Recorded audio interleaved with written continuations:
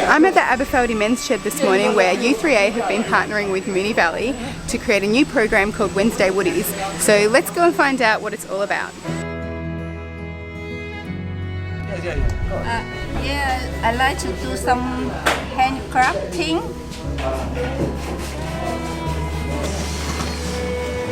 My background is this way.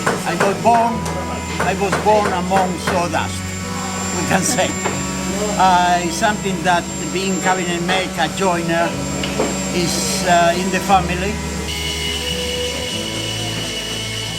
You just try all the time at home? Well, I'm trying to learn a bit of woodwork and use the equipment.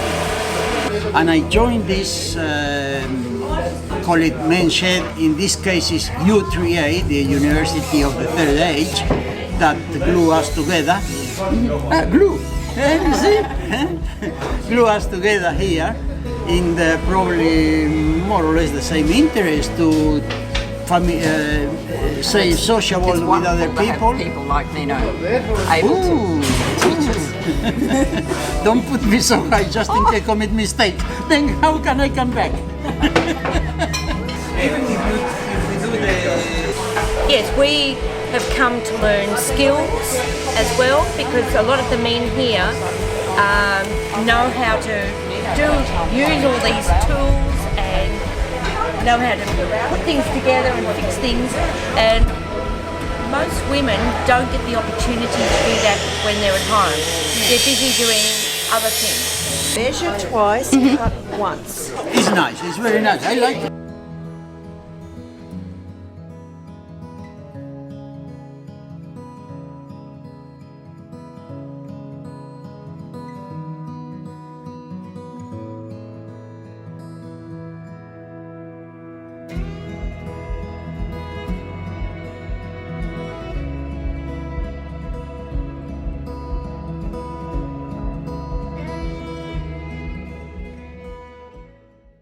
We don't have anyone around and I was by myself and Oscar. He wouldn't go with others, he wouldn't go and make new friends. He's a bit hesitant.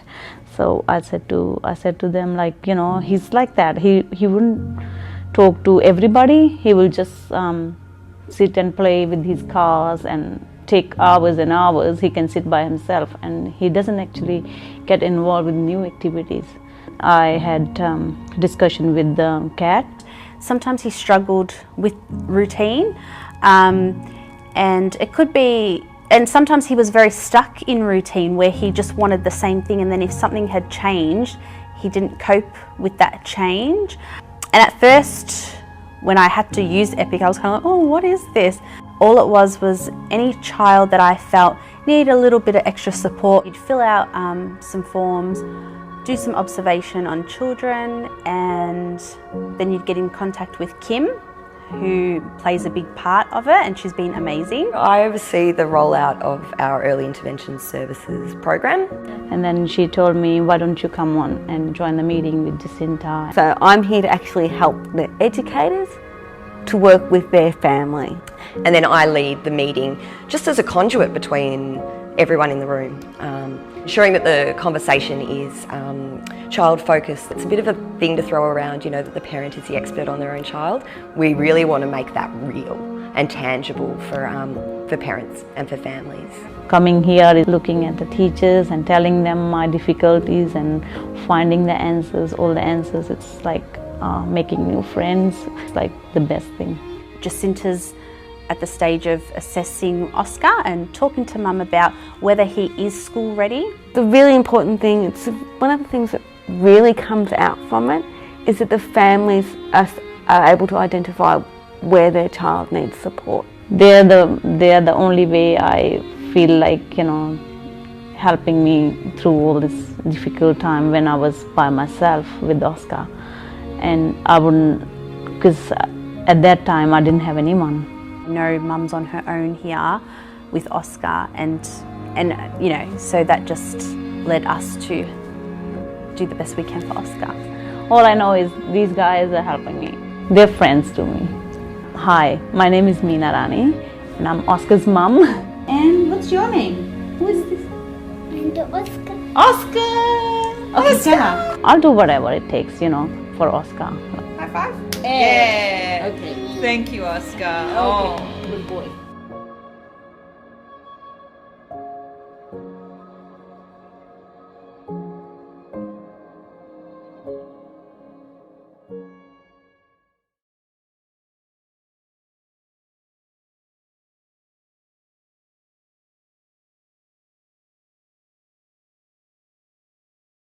Hi, I'm Caroline Fuso, your Neighbourhood Engagement Officer for Airport West. Today I'm sitting in the beautiful gardens of the Bose Avenue Community Hall, and I'm about to go in to see some of the programs, some of the many programs that happen here on a daily basis. So please come and have a look.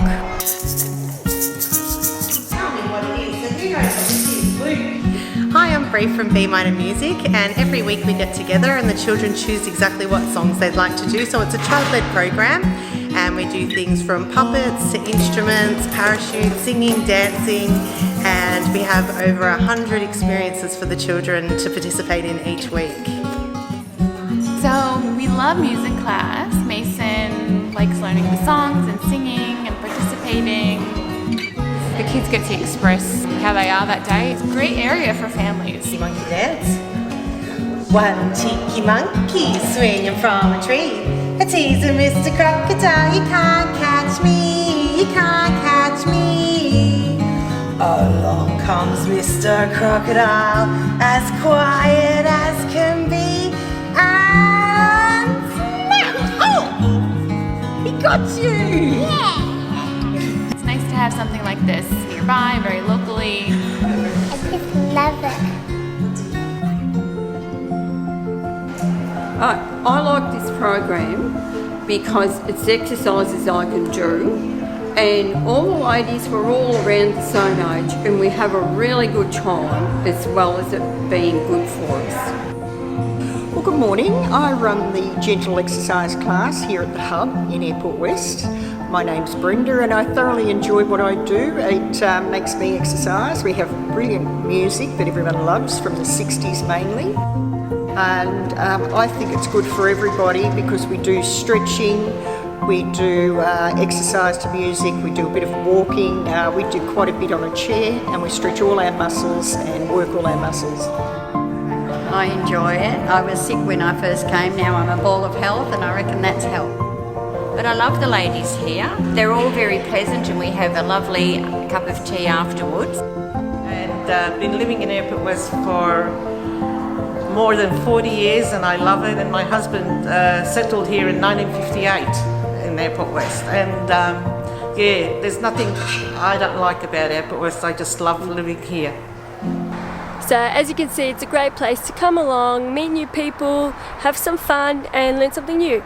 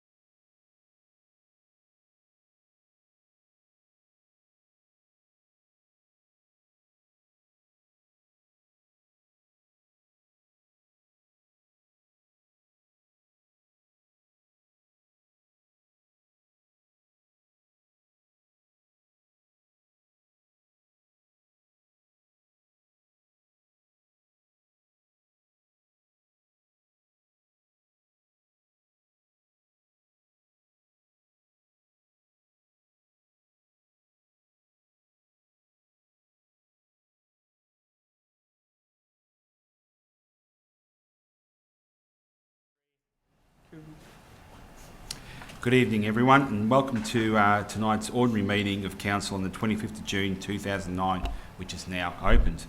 A warm welcome to our members of the public gallery who have joined us here tonight at the Civic Centre, and as well as those from watching it on home from the internet and live streaming. Thank you for joining us. As this recording of this meeting will be also recorded, it will also be available on our webpage. So attendees in the gallery are advised that their presence may be recorded tonight. I also would like to ask everyone to turn off their mobile phones or switch them to their silent modes during the meeting. I will start on behalf of Moonee Valley City Council. I respectfully acknowledge the traditional owners of this land, the Wurundjeri people of the Kulin Nation, and pay my respects to their elders past and present. We also extend this respect to other Aboriginal and Torres Strait Islanders of people here today with us as well. Councillors, apologies and leave of absence. I believe we only have one apology tonight, and that's the Mayor, who is currently in Canada now, attending an award that Moonee Valley has been shortlisted from around the world of 1 in 4 cities in the world. So hopefully we might hear some news from our Mayor about this. Councillors, I've received, can I please have a motion that the apology be noted in tonight's meeting? Councillor Serace. Councillor Lawrence, thank you very much. Any questions? I'll put that to the vote. All those in favour? Carried unanimously. Thank you. Confirmation of minutes. Councillors, can I please have a mover and a seconder that the minutes for the ordinary meeting of Council held on Tuesday the 11th of June 2019 be confirmed? Councillor Lawrence, thank you. Could I have a seconder? Seconder? Councillor Gauci Marucci. Any questions about the confirmation of minutes of meeting? Thank you, councillors. I'll put that to the vote. All those in favour? Carried unanimously. Declarations of conflicts of interest. Does any councillor have any conflict of interest in any item on tonight's page? Councillor Byrne. Thank you, Mr Mayor. I would like to declare a direct conflict of interest on item 10.21A Clarks Road, Keilor East, due to residential amenity. Thank you. Do I have any other conflicts of interest? Thank you, councillors. Presentations. Before I ask if there are any other presentations tonight, Councillor Cusack, would you like to present to Council with a copy of the book entitled Stories from the Suburbs, Moonee Valley by the Moonee Valley Memoirists? Is that right? Memoirists? Memoirists. Sorry, I apologise. Thank you, Deputy Mayor. It is a wonderful tongue twister, and once you get your tongue around it, you should get your eyes around this particular book. It was launched on Sunday, and I'm not sure exactly what the protocol is here, but I know that Diane, who coordinated this book and brought it very much to life, Diane Williamson, pardon me, is sitting in the audience. But first of all, I'd just like to say thanks to, this was a community grant that was provided 2 years ago. It's the result of a lot of hard work by a lot of lovely people from around the Moonee Valley area who have told a story about living in Moonee Valley at different times, in different ways, through many different aspects. So we have poetry as well as prose, and we have lovely reflections of people who have been long-term residents as well as people who are just new residents. And finally, I just think we need to publicly acknowledge the work of our library teams in hosting all of the workshops. It's been a terrific job to get that done. Lyndall Caffrey, who guided and mentored the project and the writers and pulling the book together. Diane, who's going to pop up in a second, and we'll formally thank Diane. Sharon Bowman for proofreading and doing all of that free of charge. Amanda Gray for turning ideas into an amazing logo, and there is a beautiful logo that goes with this. And of course, Metro Printing, who brought the whole book to life and did most of it for free. So there are fabulous contributions by all sorts of people, who have made it happen. So it's called Stories from the Suburbs, Moonee Valley, and it's in a library near you right now, but I know that you can buy it for $15 if you've got some cash that needs liberating. So, Mayor, Councillor Cusack, would you like to join me for a photo opportunity with all involved with the book? Okay. Thank you.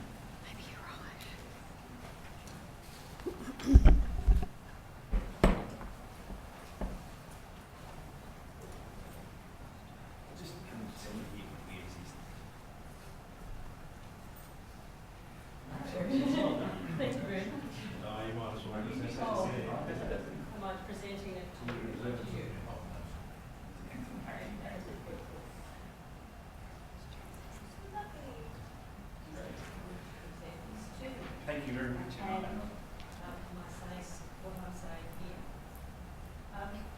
Thank you everyone, thank you to the councillors and thank you to Moonee Valley Council who were generous with their grant monies to us. I found it an agony to fill in the grant form, but I learned. And I'm sure when the acquittal is due, which is the 19th of August, that this alone may well be the majority of proof that we've done a good job and spent the money wisely. It represents Moonee Valley, I think, beautifully. People from other countries have come to live here. They have written stories, they have written poems. My whole family has lived in this area forever. And I lived 68 years of my plus years here. So I'm very proud that we've achieved this and we can present it properly to you. Well, thank you. Good to go to see you. Yes.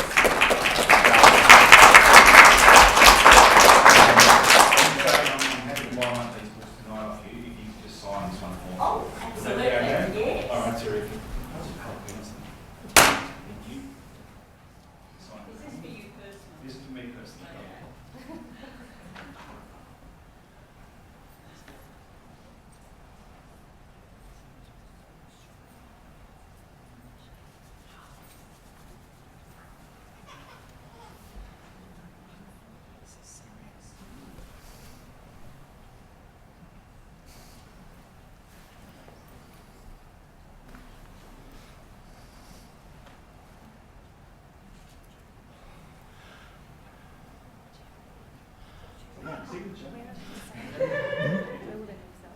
I don't know. No idea. It's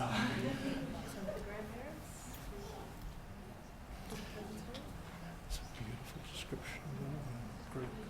She was a great little girl. Alvin Street. First time. Primary school in Brunswick.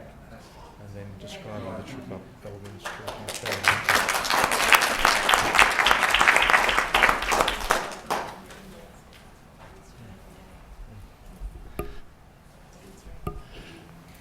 Can I just say, Mayor, that the launch was attended by several hundred people. It was bigger than Texas and I think probably the single biggest crowd that's ever been in the Sam Merrifield Library. Fantastic, that's great. Thank you, Councillor Cusack. Councillors, I'll now move on to other presentations. Do we have any other presentations? We do, Mr. Mayor. Madam. Pardon my, Deputy Mayor, acting Mayor. Acting Deputy, Acting Mayor and Deputy Mayor. Yes, Mr. Mayor. Councillor Cusack and myself were privileged to be at the NGA conference last week, and that's the National Government Association in Canberra. And while we were there, we were presented with the Mobile Muster Top Recycler Award for mobile phones in Victoria. The City of Moonee Valley recycles more mobile phones than any other city in Victoria. And this is a proud accomplishment for our city, and one that we should be very, very conscious of in terms of the fact that we're not sending all these old mobile phones to landfill with all the pollutants that go with that, but we are able to recycle those through the mobile muster system. Of course, for the people listening at home tonight, you can always recycle your phones through every Moonee Valley library in Moonee Valley. There's a mobile muster box there, so look out for it if you're looking at upgrading your phone and looking to toss away that old one. But I present this to you, Mr Deputy Mayor, as a memento for our city. Thank you. Okay. Thank you, Councillor Lawrence. Thanks very much. That's nice. Thank you, Councillor. Public question time. We now come to the public question time, and we have received questions from 2 community members for tonight's meeting.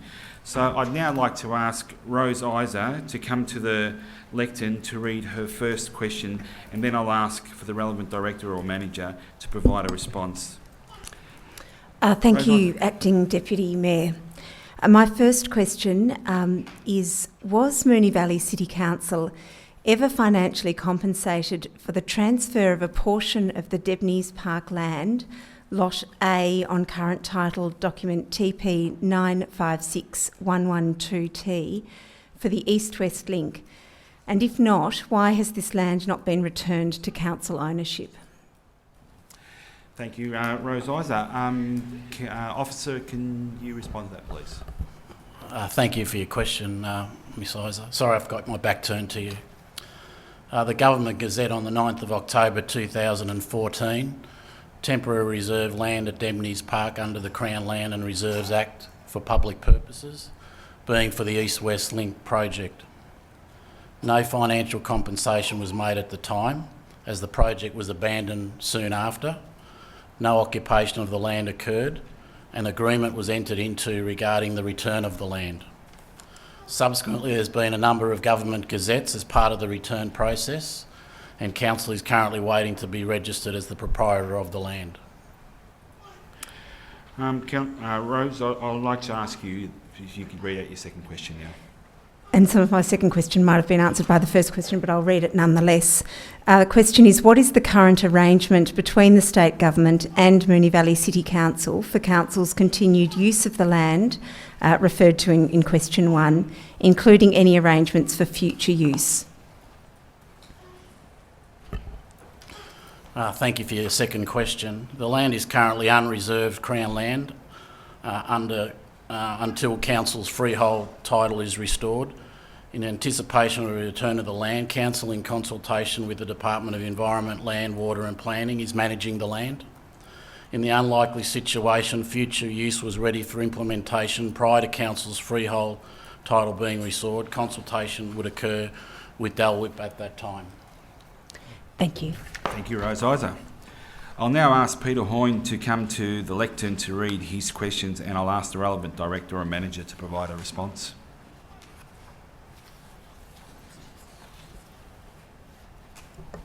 Thank you, Deputy Mayor.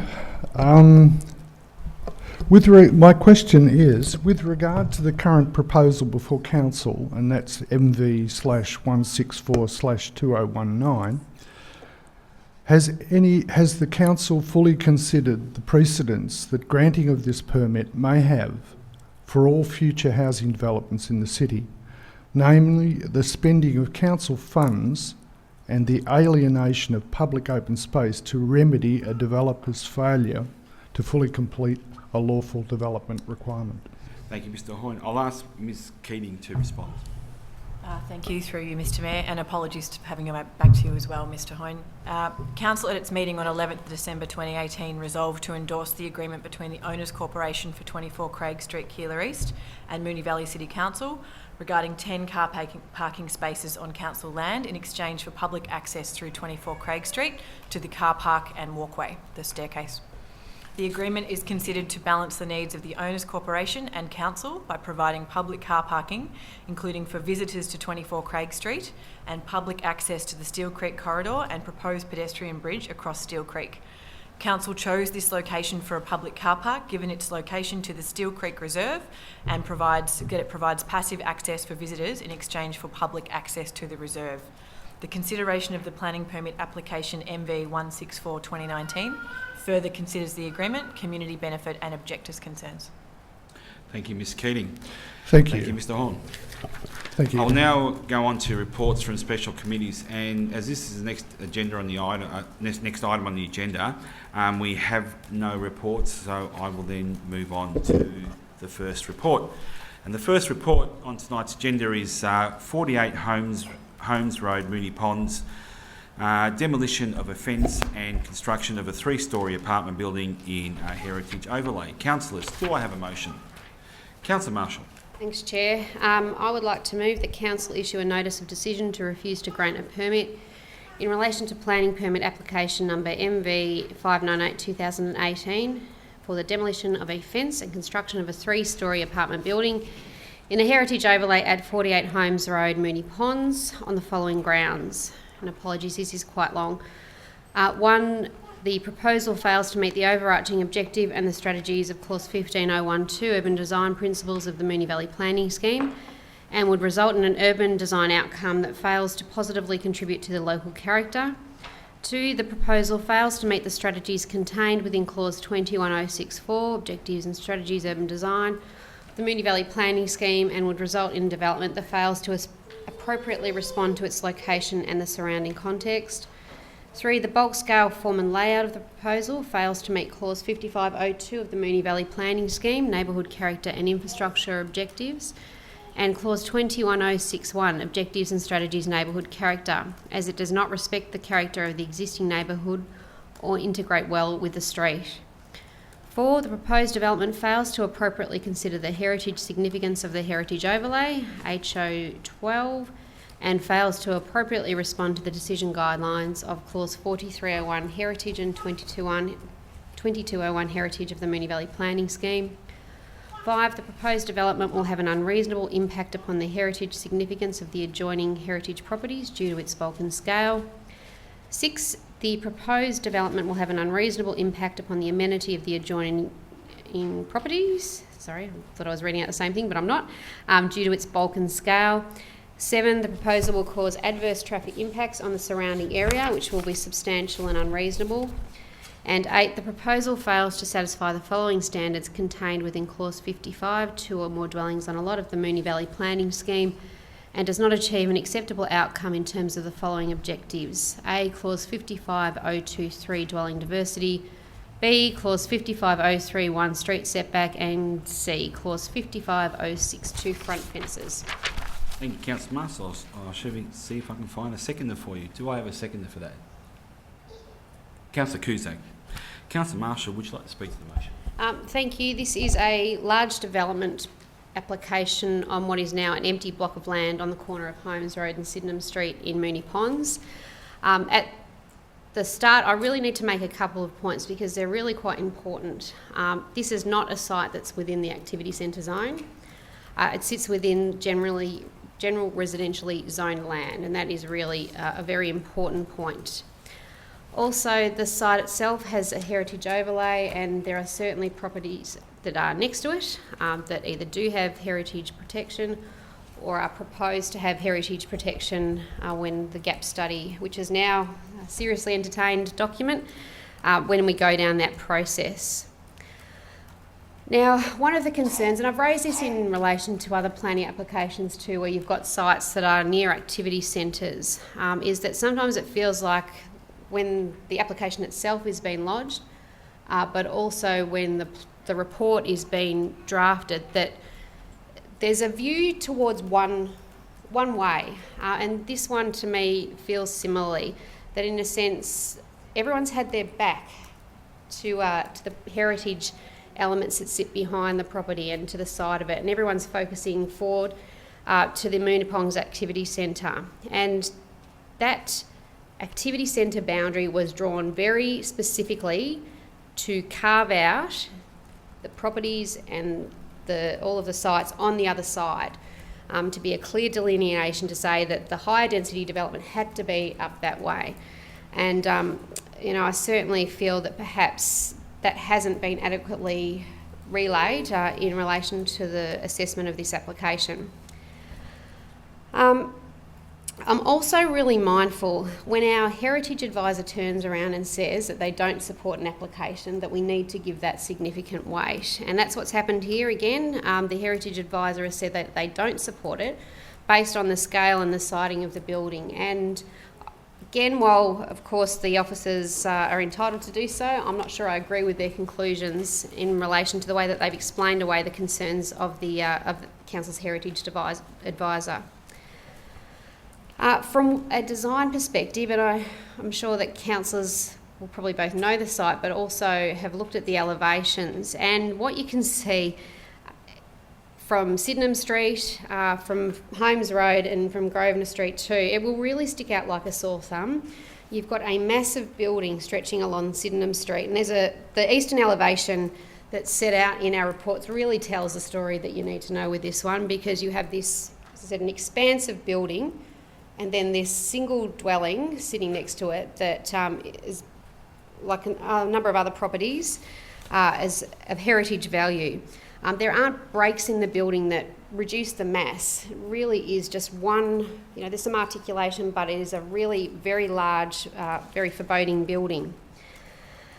It's will, to me, overwhelm the streetscape, and it doesn't provide that transition that the officers have referred to. I don't agree with that point at all, that transition from the higher density that will occur on the other side of Sydenham Street. I mean, to me, it continues the theme on the side of the street, which it really shouldn't.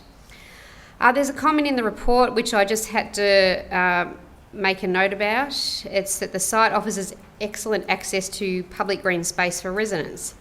And when this was being discussed, I did ask the question, well, which particular open space were you talking about, thinking that the major open space is quite a fair way away. And it was confirmed that the officers had in mind Queen's Park when they were referring to that comment. And again, with the greatest of respect, Queen's Park is a good kilometre walk away. Again, for me, that's not a comment that I find resonates with me. The traffic impacts here, there are some particular unique characteristics of Sydenham Street and this part of Holmes Road that mean these traffic impacts that would potentially be created by a development like this are significant. And certainly Ward councillors have spent numerous amounts of our time dealing with parking and traffic issues in and around Sydenham Street and Holmes Road. We've obviously got the bus issue which has popped up every now and then. We've got the ambulances that pop into the medical centre. Oh, sorry, I haven't got my glasses on tonight. So, like an extension? Yes, please. Am I? Yep, okay. And we've also obviously got the level crossing and the traffic banking that occurs as a consequence of that, and the real difficulty that people have moving in and out of Sydenham Street. So, to me, this development, if in the form proposed, would really exacerbate those traffic issues to an extent that's not at all reasonable. Being mindful of the time, and I'm sure others will have things to say too, I am really concerned about the amenity impacts on the properties that sit nearby to this property. They will be quite significant, and I really believe that they've got, when ahead as proposed, it would have the potential to really diminish what is a very lovely heritage feel. To me, ultimately, this is a development that does belong in an activity centre. There's a clear delineation, as I've said, for the high density developments and what was meant to be a lower scale area. And certainly this side of Sydenham Street and Holmes Road was meant to be lower scale. So for that reason and the other reasons the grounds set out, I hope councillors see fit to refuse this application. Thank you. Councillor Cusack, would you like to say a few words? Yes, thank you, Mayor. Pardon the delay, I was just making sure my microphone was on. Clearly, Councillor Marshall has articulated very well most of the issues. I would just like to touch on a couple of them that ring a bell with me and hopefully stir up the thinking of fellow councillors to support this motion. And that is that heritage is a critical part of this. Once you cross the railway line at Moonee Ponds and go that little bit further up past those shops, you're into a very particular part of Holmes Road that not only is what Holmes Road is about, but the streets that run off it, Laura, Learmonth, all of those streets have a very, very particular feel, and obviously specifically Sydenham Street.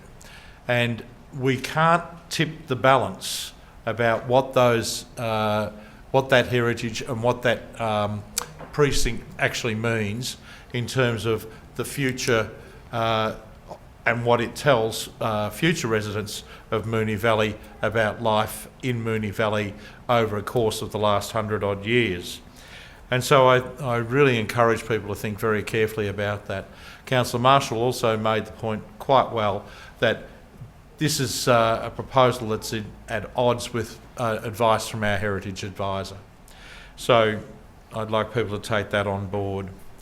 There is also the complications of building a large development with a large number of people. There's all three bedders, and the issues that go with traffic management into a street, into that part of Holmes Road that builds up rapidly all the time.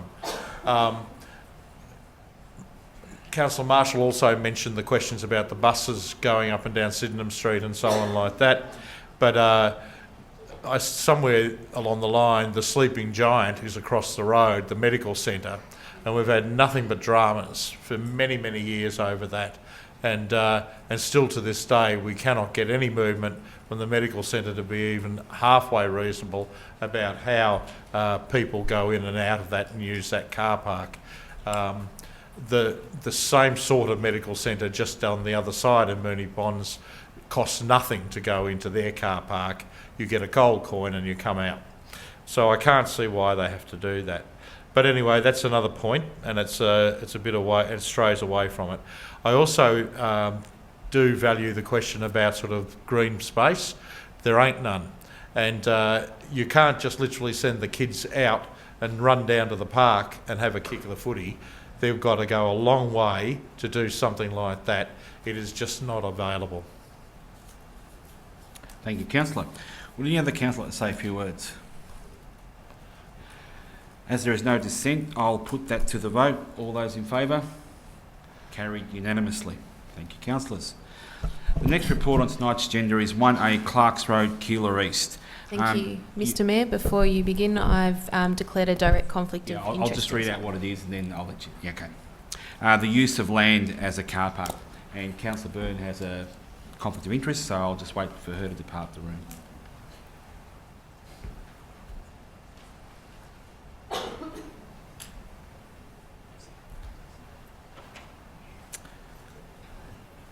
Councillors, do I have a motion? Sorry? For what? I'm at 10.2, the report is 1A Clark Street, so I'm calling for a motion. So we haven't had a mover or a seconder yet. So, councillors, do I have a motion? Councillor Lawrence. I move a motion and the officer's recommendation. Thank you, councillor. Do I have a seconder? Councillor Gauci-Marucci, thank you. Councillor Lawrence, would you like to say a few words? Thank you, Mr Mayor. Acting Mayor, I should say. Oh, sorry, my mistake. Are there any questions first? My apologies, my apologies. I should say, I was getting a bit confused by that. I have got a couple of issues that I would like to have clarified.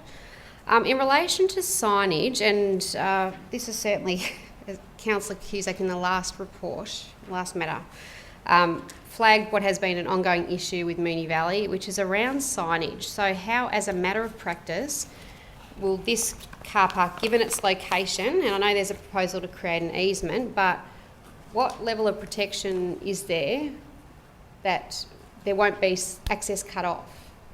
Like, have we got contractual rights, or because you can easily see it being chained off or something like that, or some restriction actually travelling down the road internally in the actual development itself.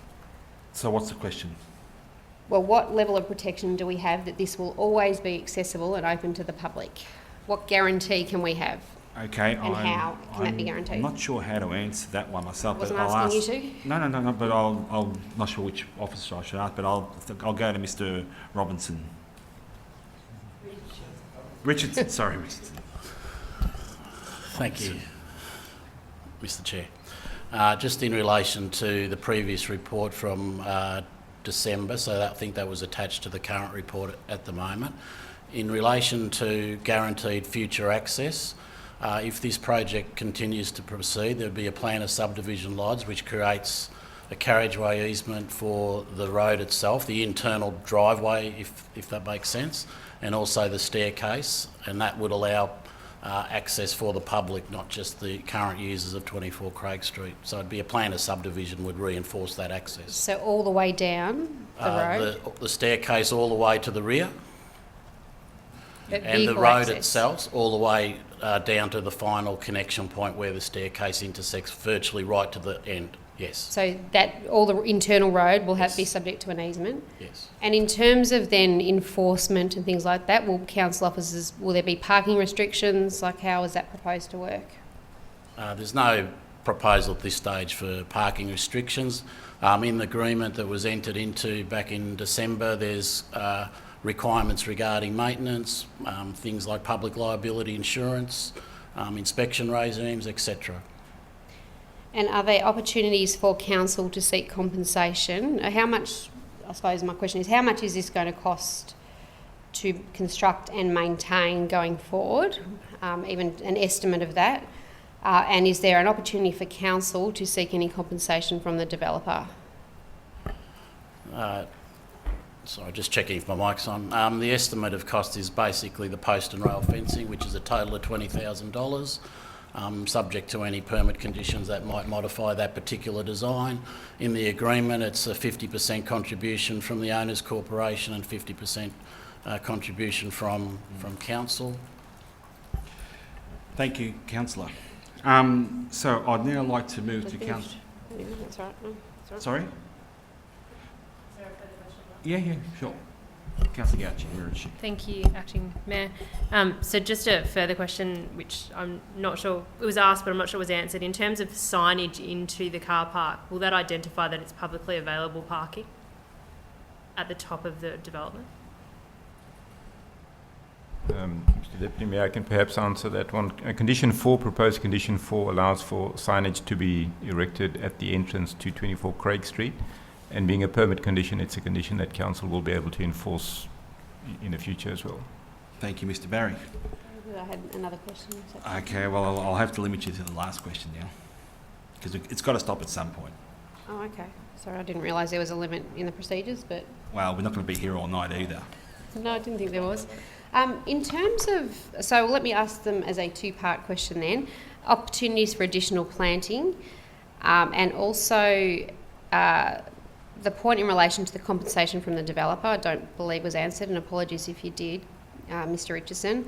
But also, in terms of the Steel Creek master plan and the point at which it was identified that this wasn't contemplated in that master plan, I'd be grateful for your advice.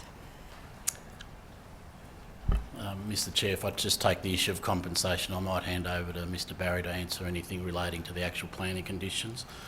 In terms of compensation, the encumbrance on the owners' corporation driveway and staircase, there's been no compensation sought as part of this particular arrangement.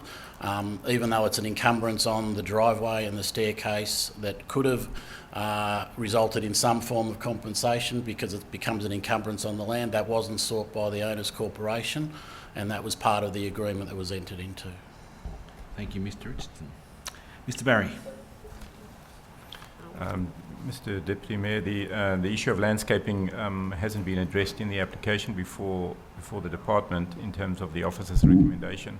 Something like that could perhaps be added as an additional condition, although the area is quite small to accommodate additional landscaping, and if landscaping were to be included in the car park area, it would just increase the size, and it would affect the way that the vehicles enter and exit the parking area.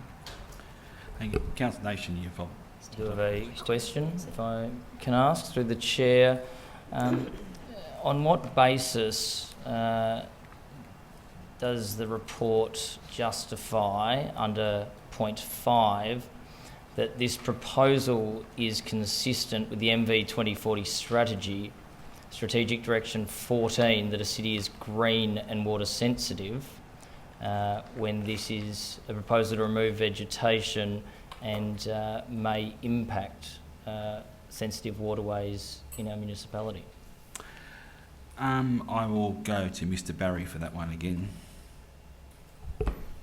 Through you, Mr. Chair, the conditions in the report require the drainage on the land to be treated, and we don't believe that would affect the green nature in terms of Moonee Valley 2040's direction.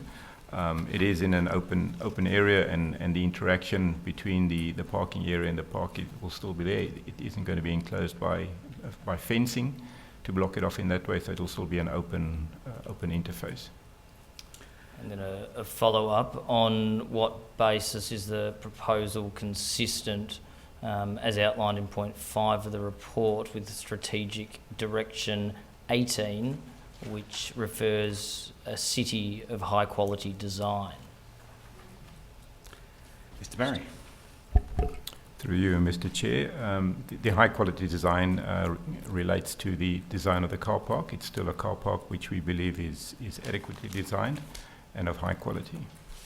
And so just... I think we're getting into debate here now. So I'm asking questions of the report. No, we're getting into debate here now, so... I haven't voiced an opinion either way. I'm asking for a clarification on part of the report. So you're asking for a point of clarification, I'm not. I'm asking, as per your meeting procedures, the questions of officers to clarify parts of the report. I'm making a decision. We're getting into debate, and I don't want to get into debate. I've not voiced my opinion at all. I'm asking a question of the officer, if I'm entitled to under the meeting procedures. So you're asking for a point of clarification, are you? No, I'm asking a question of the officer under our meeting procedures. Okay, I will give you one final question then, before we get into debate. One final, limited, one question? Yes, before we get into debate. I thought we already had debated. You have ample time to speak about it. Ask your question. Ample time? I'm afforded ample time, thank you. On that basis, the question about a city of high quality design, is that implying that the car park, a high quality design car park, is still only going to cost $20,000 or less? Mr. Richardson. As I said earlier, the estimate for the post and rail fencing, the existing area is already a gravelled area, needs some levelling. The post and rail fencing basically outlines the shape of the particular car park, and at this stage, subject to any conditions on permit that council may decide to issue or not, that estimate would be reviewed based on conditions. But it's basically a post and rail fencing is the large portion of the $20,000. Thank you, Mr. Richardson. Sorry, as a point of clarification, my question in relation to the Steel Creek Master Plan was not answered, and I understand I had multi-level of questions, so we'd be grateful, through you, Chair, if that can be answered, given it was put to officers. Mr. Richardson, can you answer the point of clarification for me? Or Mr. Barry? Could we just get the question repeated then again, please? Certainly. So at what point in the process was it identified that this car park was not contemplated by the endorsed Steels Creek Master Plan?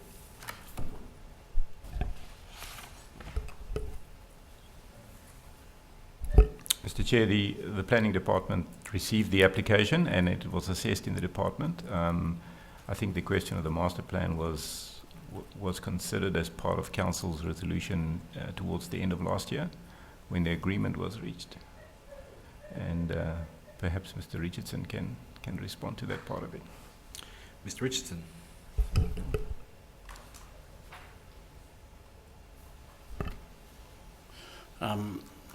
Not specifically. I understand that this particular triangle of area that we're talking about was included in a master plan, and I'm thinking it's probably around 10 years old. And how it was particularly assessed by the planning officer should be articulated in the report, but I'm not sure. So. Thank you, Mr. Richardson. Does any other councillor want to ask a question that hasn't asked a question? Councillor Lawrence, would you like to speak to the motion? I would. Thank you, Mr Mayor. It's a pleasure to be able to move this motion and to speak to it. The area that we're talking about is the precinct is steep, and it's quite a winding, thin roadway, as councillors can see from their report. This, of course, has come before council previously. This is currently a de facto car park, shall we say, at 1A Clarks Road, Keilor East. Cars are already parking there. Doesn't have a post and rail fence around it, and it's just a flat area where people park their cars. The site limits impacts to the existing vegetation and the Steel Creek Reserve area, and that's a good thing. And I note that in the report there is additional planting to be considered as well going forward. The car park blends with the slope site and is not visually intrusive.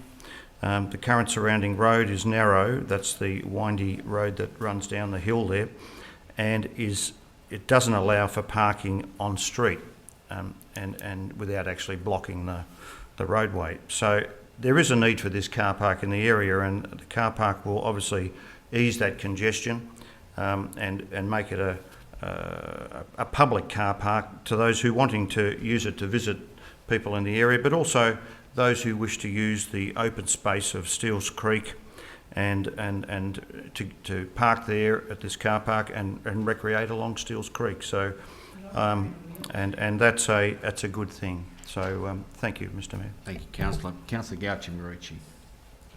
Thank you. Just briefly, obviously, we've asked lots of questions and Councillor Lawrence has spoken already. I don't think any of us think that this is the world's best outcome. I think that we would all have preferred the developer did the right thing and got it right in the first place. What we have before us is a compromise solution that means that we can utilise the area as a public car park and that we have a contribution from the owners corporation.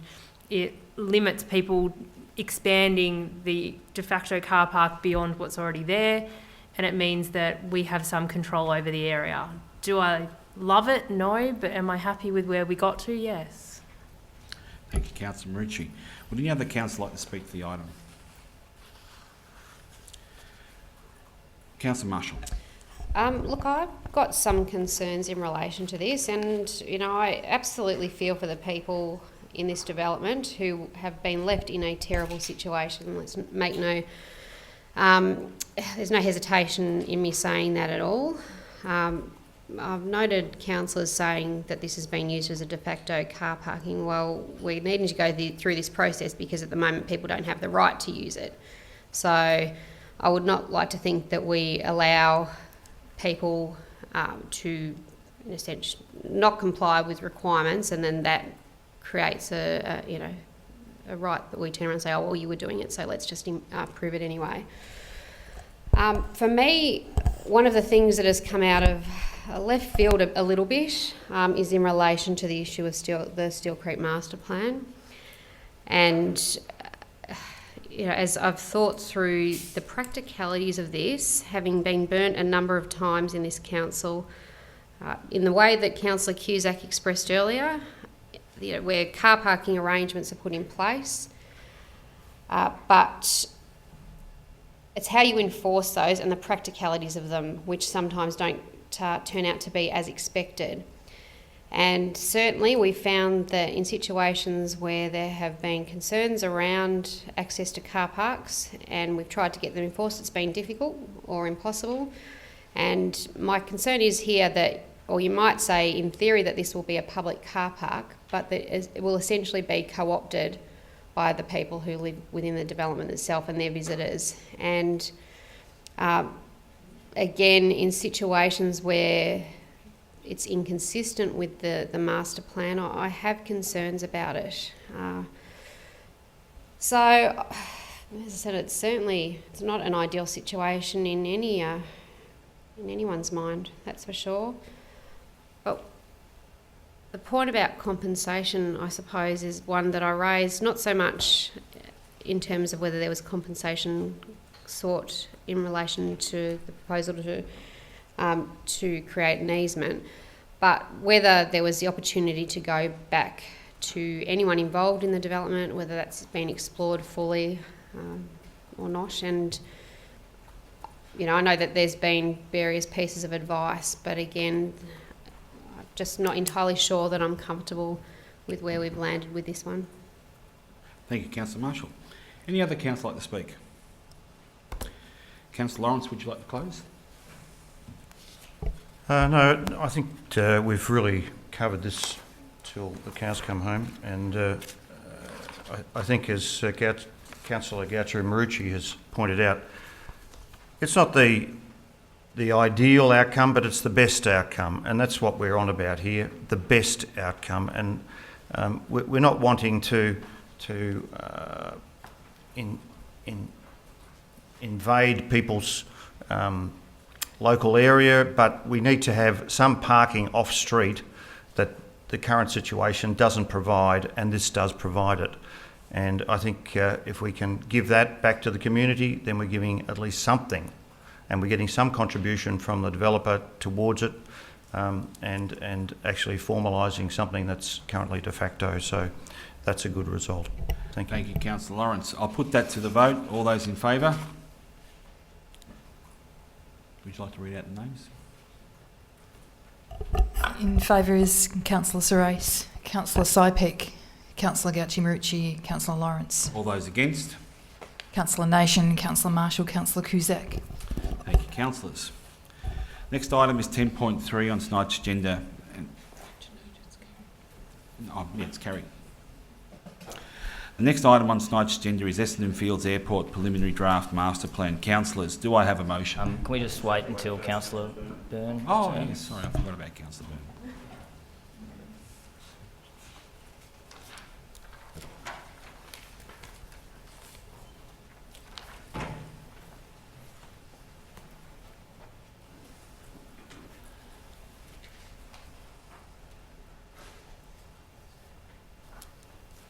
Sorry, I forgot about you, Councillor Byrne. The next item on tonight's agenda is Essendon Fields Airport Preliminary Draft Master Plan. Councillors, do I have a motion? Councillor Lawrence. Just move a motion in the way of the officer's recommendation. Thank you, Councillor. Do I have a seconder? Councillor Gaucho-Marucci. Are there any questions? Councillor Lawrence, would you like to speak to the item? Thank you, Acting Mr Mayor. This is a comprehensive report from the Moonee Valley City Council officers regarding Essendon Fields Master Plan. It's a submission that Moonee Valley has put forward, and there's a lot to digest. The details of the submission include aircraft noise, airport environs overlay, vacant land in Strathmore that could be used by Moonee Valley as open space, traffic and transport into and around internally Essendon Fields that needs upgrading, ongoing development of Essendon Fields as an economic powerhouse in our region, employing over currently 6,000 now, but rising to a forecast 18,000 jobs by 2039, with an investment of over $300 million alone in the next decade. There are issues that the report addresses and raises. Existing transport connectivity issues. See most of the people who work at Essendon Fields getting there by private car. There's a need for greater public transport into and out of the airport proper. Now, in terms of the airport environs overlay, the report states that Moonee Valley City Council supports in principle the AEO, as it gets referred to, planning. However, I'd like to point out that this is subject to, and I quote from the Moonee Valley City Council submission, and we refer to page 4 of that report. This is the main report, not the report that councillors have received. And I'd like to read this, if I may, Mr Mayor. Council will seek to work with the state government and other councils and Essendon Fields Airport to consider how the facilitation of the AEO could be progressed. This includes following the more often used process towards amending the planning scheme by the Minister of Planning, which would involve public notification and the establishment of of a planning panel to provide a recommendation on the issues. The use of the powers established under 20 brackets 4 of the Planning Environment Act 1987 is not supported. Subject to further detailed analysis and community engagement, the introduction of the AEO is supported in principle. The report also refers on page 23 to a similar quote, and again it's just referring back to the planning panel being implemented by the Minister for Planning. And I think that's an important point to raise, because even though Moonee Valley and to probably the same extent Moreland Council are impacted by the potential changes, the changes themselves of the AEO are both positive and to a lesser degree negative. This is not an endorsement of the PDMP, and that's the plan of the Essendon Fields Airport Master Plan, but a cautious and considered position that says we need further consultation with the community and the planning minister, and a panel established to consider all stakeholders, residents and council input. So I like that, and I think residents can take comfort in the fact that we're not just endorsing it, we are considering it, we look at it in principle only, and I think that's an important aspect to take into consideration in this report. And the bulk of the information is in the background report that is not presented to councillors, but I'm sure councillors have all read that, the 40-odd pages, I believe. I thank council officers for the detailed report submission produced for the Essendon Fields PDMP 2009 plan. It was comprehensive, detailed and balanced, and awaits further community consultation, which is highly important, and state and federal government discussion. Thank you. Thank you, Councillor Lawrence. Councillor Gauchi-Marucci. Thank you.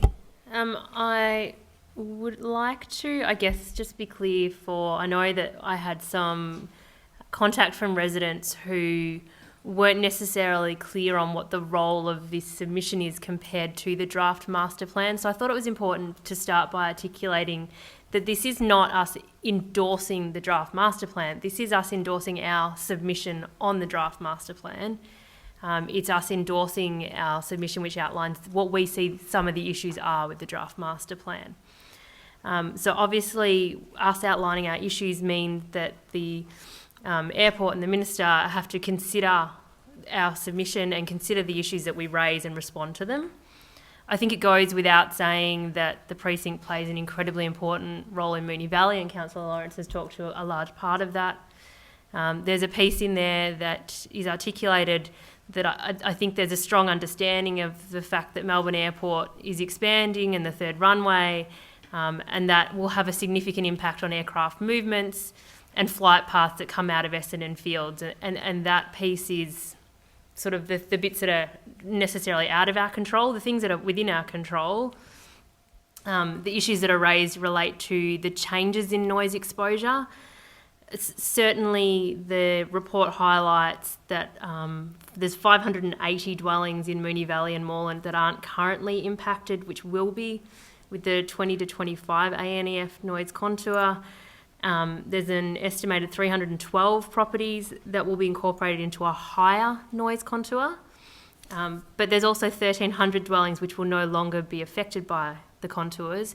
And if you haven't seen the appendix to the report, those maps that outline those changes are available on our website under today's agenda and attachments, and are well worth having a look at.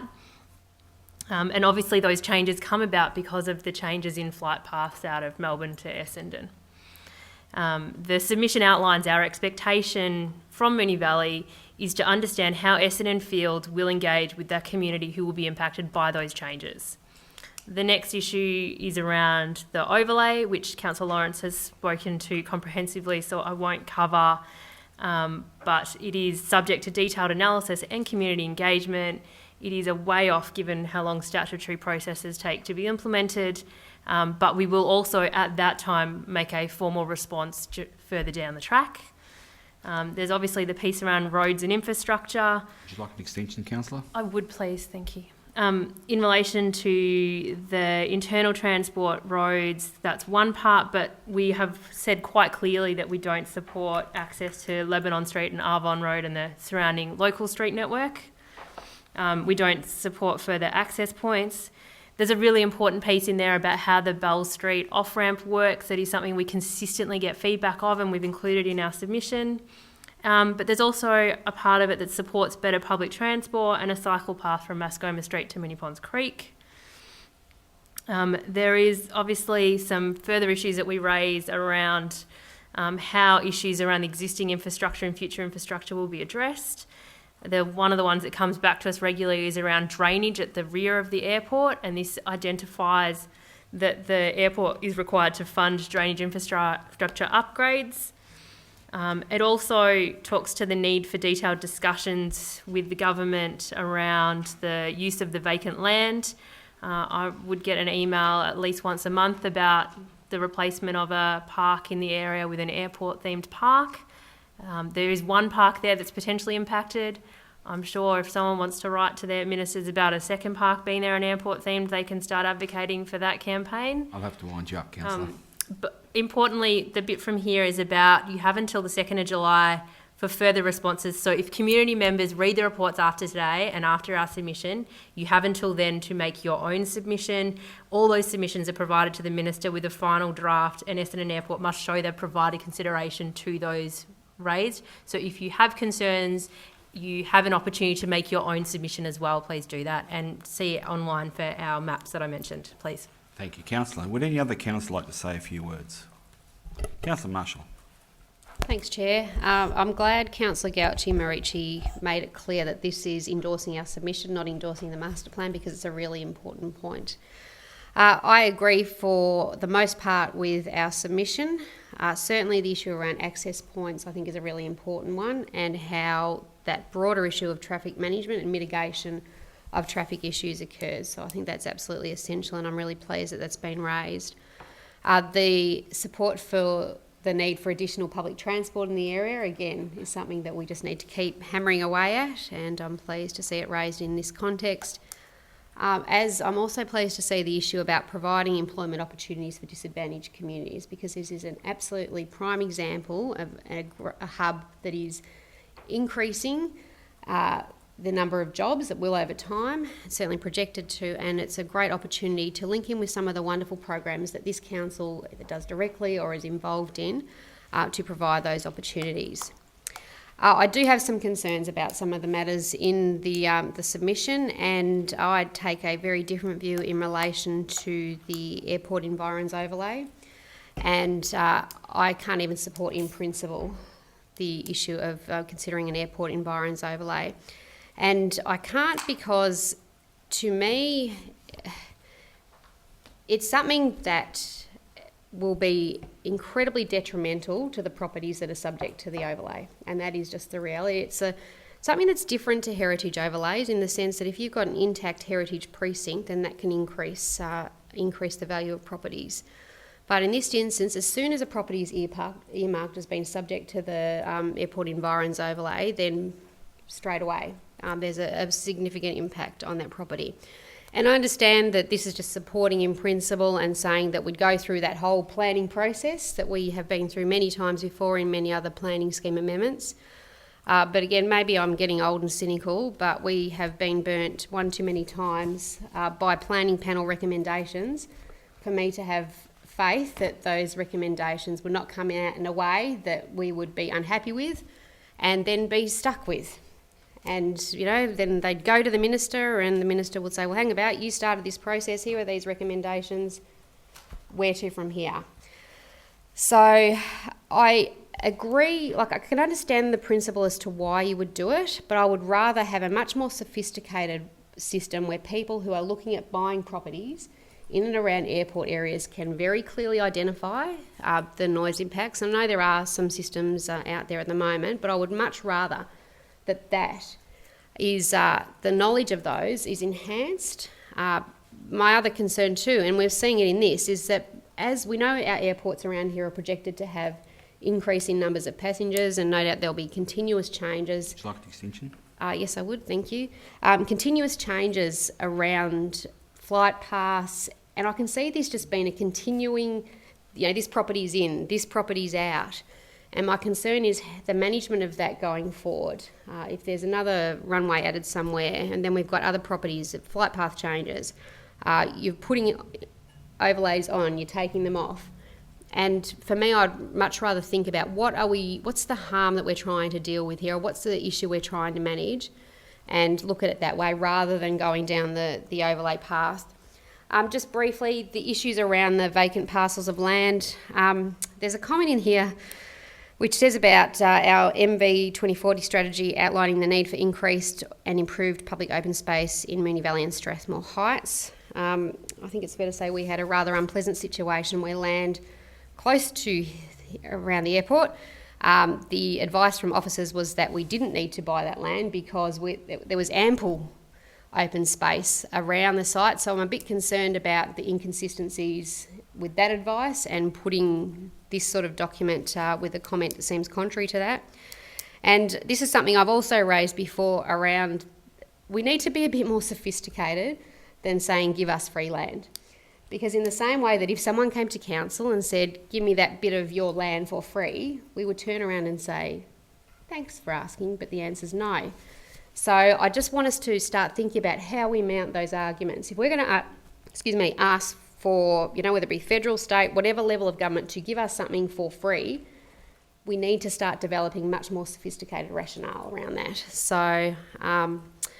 as I said, there are parts of this that I really love, but the killer for me is the airport environs overlay issue, and I do have concerns with some of the other comments. So certainly acknowledge the enormous amount of work, and those maps produced by our council officers are A1. So I think definitely anyone who might potentially be affected should go and have a look at those. Thank you, Councillor. Would any other councillor like to say a few words? Councillor Cusack? Sorry, I thought you... just very briefly, Mayor, I was just listening very closely to what Councillor Marshall was saying, and the unfortunate thing about it is, Councillor Marshall, is that you're always going to have to draw that boundary around the overlay somewhere, and I think that what we need to do is probably, I support the bulk of this proposal, and I suppose I can't have it's a job lot, so I can't pull it apart, and it makes sense, I suppose, to actually have that discussion about that the overlay in there. It's not something that will go away, and unfortunately, we need to prosecute that. I do take your points, and I think they were very, very well made about the freeway business and building that up. And I'm not sure how we could possibly strengthen this whole motion by adding something in there to create that space, or for officers to note the comments at this meeting that if you're going to go and have that debate with members of Parliament, you've got to have something a bit more than, this is a really grouse idea, mate, give us a go. And we all know that. I mean, I'm not trying to be facetious, but I am suggesting that that Councillor Marshall's comment there is very, very sound. So I will support this motion as it stands, and I think that we need to use this as an opportunity to continue to have that discussion with government over what is going to be, or what the outcome should be. And what we do have is a strong case that is put in Part A, which is about our own particular submission. Thank you, Councillor Cusack. Any other councillor like to say a few words? Councillor Lawrence, would you like to close?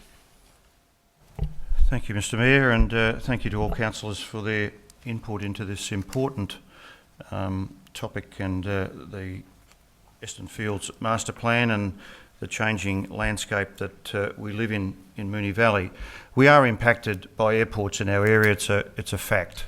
Anyone who lives in Moonee Valley, Moreland, Hume even, are going to be impacted by airports, be that Melbourne Airport, be that Essendon Fields. Unfortunately, the changing landscape that we do exist in sees that Melbourne Airport is planning a third runway, and that will impact on Essendon.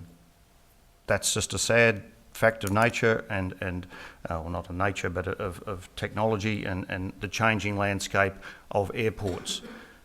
As a consequence of that, there is going to be changes to the AEO that exists, the Airport Environs Overlay, that exists at Essendon, and that affects the runways and the use of those runways at Essendon Airport, Essendon Fields as it's now known, and the way that airport uses those runways.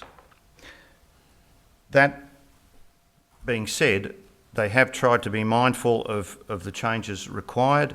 I note that 1,300 current properties or dwellings will no longer be affected by the ANF EF contours that were set back in 2017. And there will be some that are now affected, nowhere near the number that are reduced. So looking at it from a positive perspective, that's a good thing. Looking at it from a council's overall perspective and the report, it's taken a long time to put that together, to make our submission against the changes. Not that they're totally against, but there are some very pertinent and positive outcomes from the submission that the council officers have come up with.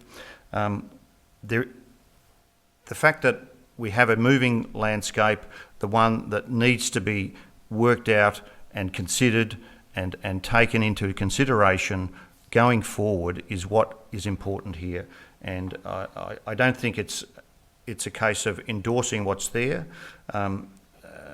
Getting back to some of the other issues, we really have to be mindful that there is land up in Strathmore that we could potentially use as pocket parks, and I notice the state government now is actually pushing for funding for those type of applications for pocket parks. So we're on the same page as our state government, which is good to see.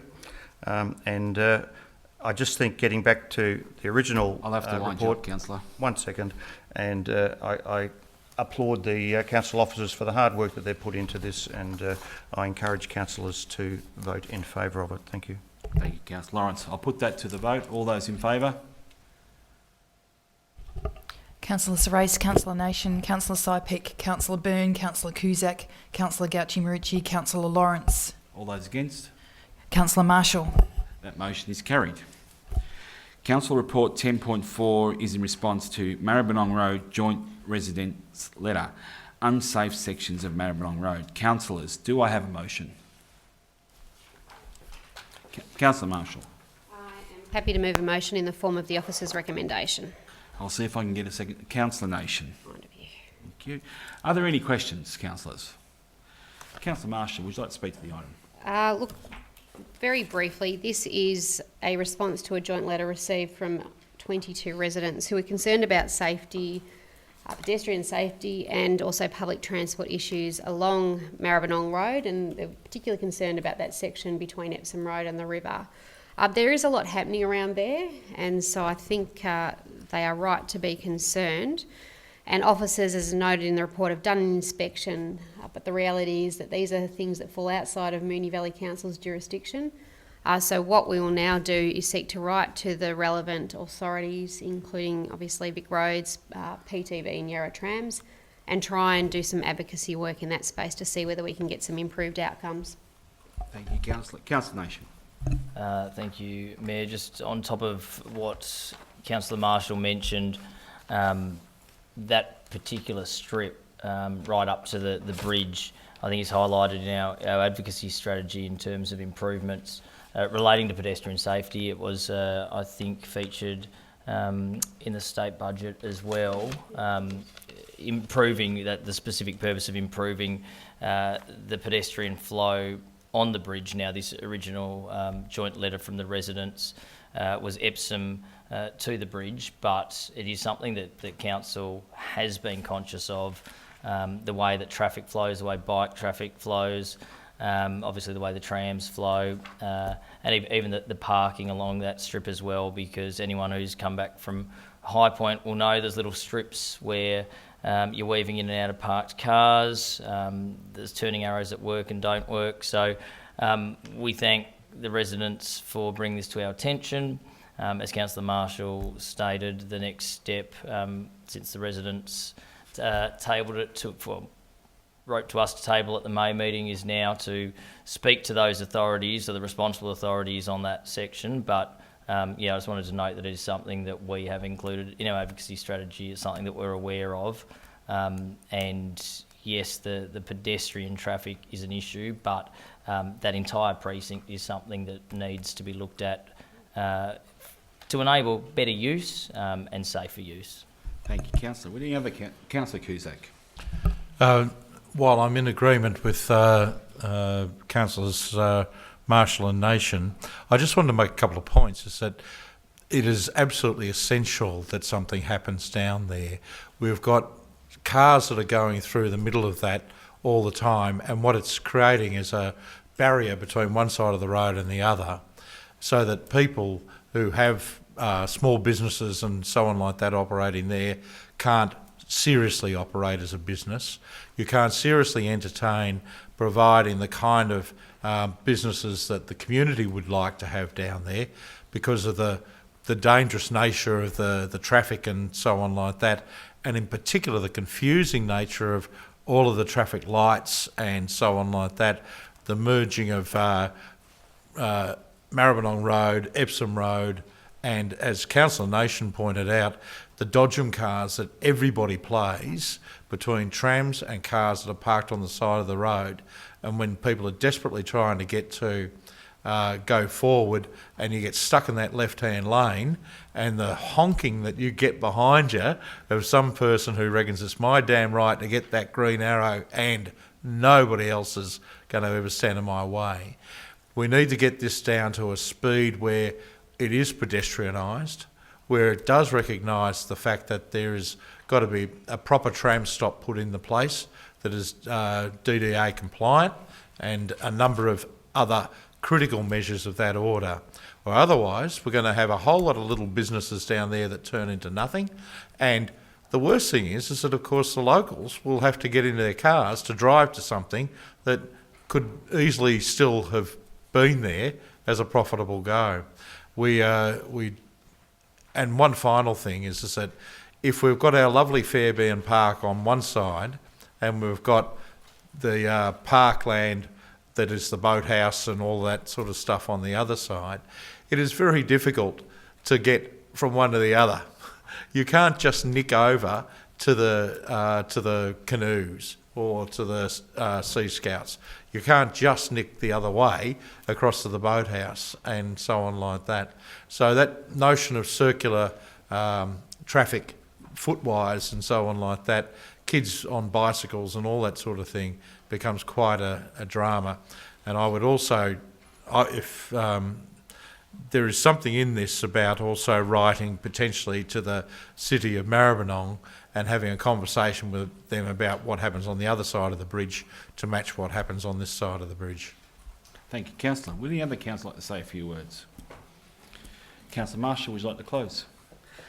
Councillors, I'll put that to the vote. All those in favour? Carried unanimously.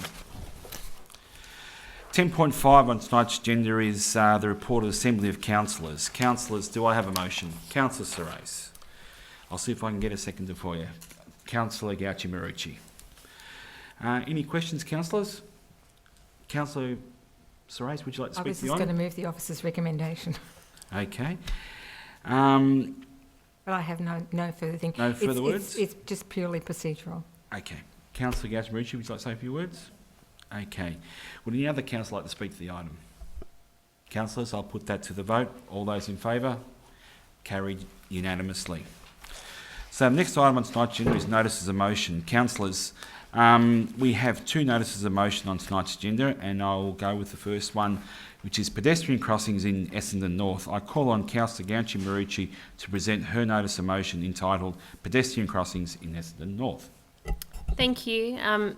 Take notice at the ordinary meeting of Council to be held on 25 June 2019. It is my intention to move that Council resolves that a report is brought back to Council with regard to traffic and pedestrian safety in Essendon North Village, which identifies A, particular areas or points of concerns which have been raised through LADAM studies and feedback from the community, B, work already undertaken or scheduled to be undertaken in the area and timelines, C, advocacy previously undertaken in this area, including details of the form taken to whom and dates, D, further potential advocacy to address items of concern, and E, any other relevant matters. Thank you, Councillor. I'll see if I can get a seconder for you. Councillor Lawrence. Councillor Gauci-Marucci, would you like to speak to the motion? Yes, thank you. This item is actually probably not dissimilar to 10.4, which has just been discussed. It arises as a result of a presentation last week from the Essendon North Traders Association. The matters that are dealt with within the notice of motion are points of concern and frustration that we hear consistently about, whether it's been the 3 years I've been on council or for many, many years prior as a local resident and community member. There are a number of areas of concern here for us that are already addressed through, there are 3 intersecting LADAM studies that cover this area. There are items that are consistently spoken about and are included in our advocacy strategy, so particularly the Keilor Road, Buller Road and Mount Road roundabout. Obviously everyone talks about the safety of that roundabout, and we have done some work there around advocacy. There are numerous accidents that occur there. So improving safety there is part of the advocacy strategy, and the motion in that regard just covers off what we've done already. The key feedback that came out of the traders at the public forum last week, that we want to have a better understanding of whether it's been addressed through the LADAM studies or whether it's been identified earlier, was particularly around the safety of the pedestrians and vehicles around the pedestrian crossings. So some of those are located just before or just after the Leek and Glass Street roundabout, and their location's dangerous for cars who either have to stop suddenly, are potentially stopping traffic partway through the roundabout, but particularly for pedestrians who are often placed at risk by cars who drive at increased speeds to clear the roundabout. And obviously when you just clear the roundabout but there's a pedestrian crossing right next to it, that can cause some concerns. So several of those crossings are potentially not in the ideal location. Several of them are not well lit. And there's also regular issues around that precinct with their cars that just don't stop at the zebra crossings at all. So for me, this motion is just about bringing together all the feedback and concerns that have been raised, all the work that we have already done and continue to do in this area, and then identifying where to from here, and are there areas that we've missed we include, or the areas that we are aware of can we continue to advocate for differently so that we can improve the safety outcomes in the village. Thank you, Councillor. Councillor Lawrence. Thank you, Mr Mayor. Look, I concur with my fellow ward councillor, Councillor Gauci-Marucci. The zebra crossings at Leek, Glass Street and Mount Alexander Road are literally a danger, and I for one have crossed there many times and nearly been run over. I would think probably at least 10 times if I wasn't looking out for cars that are zooming either around the roundabout or zooming up to the roundabout. It is a danger point, and I applaud the Traders Association for bringing this to Council's attention and wanting something done about it, because potentially someone will be killed there, and if they haven't been already, and if injury and pedestrian safety is not tantamount, then we really should be doing something to make it seriously safe for people to cross the road, because not only do we get single people walking across there, but you get mothers with prams, elderly who are not so fast walking across the pedestrian crossings, and looking for a safe passage across both Mount Alexander Road, Glass Street and Leake Street. So we need to do something about this. We need to have it reviewed, and we need it done quickly, because this is a serious problem that is not going away. Thank you. Thank you, Councillor. Would any other Councillor? Councillor Marshall. I'm speaking in support of the motion, and thanks Councillor Gauci-Marucci for being so responsive to something that only happened last week. And it was really interesting to see the Traders Association and just some of the things that really could be done quite simply and cheaply in terms of the lighting around the crossings, improving that.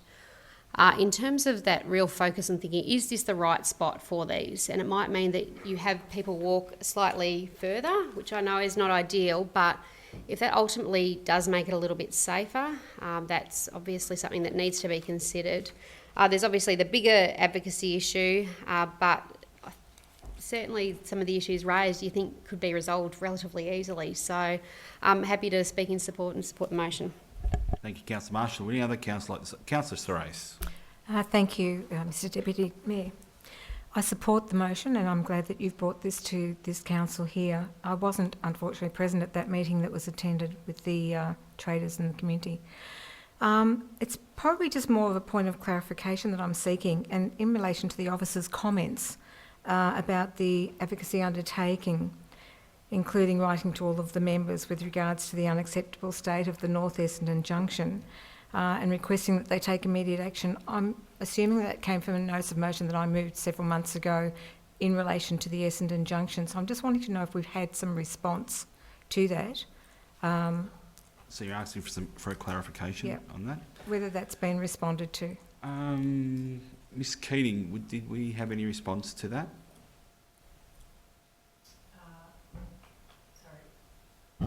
Through you, Mr Mayor. We did send the letters out. I am unaware of whether we've had response or not to them.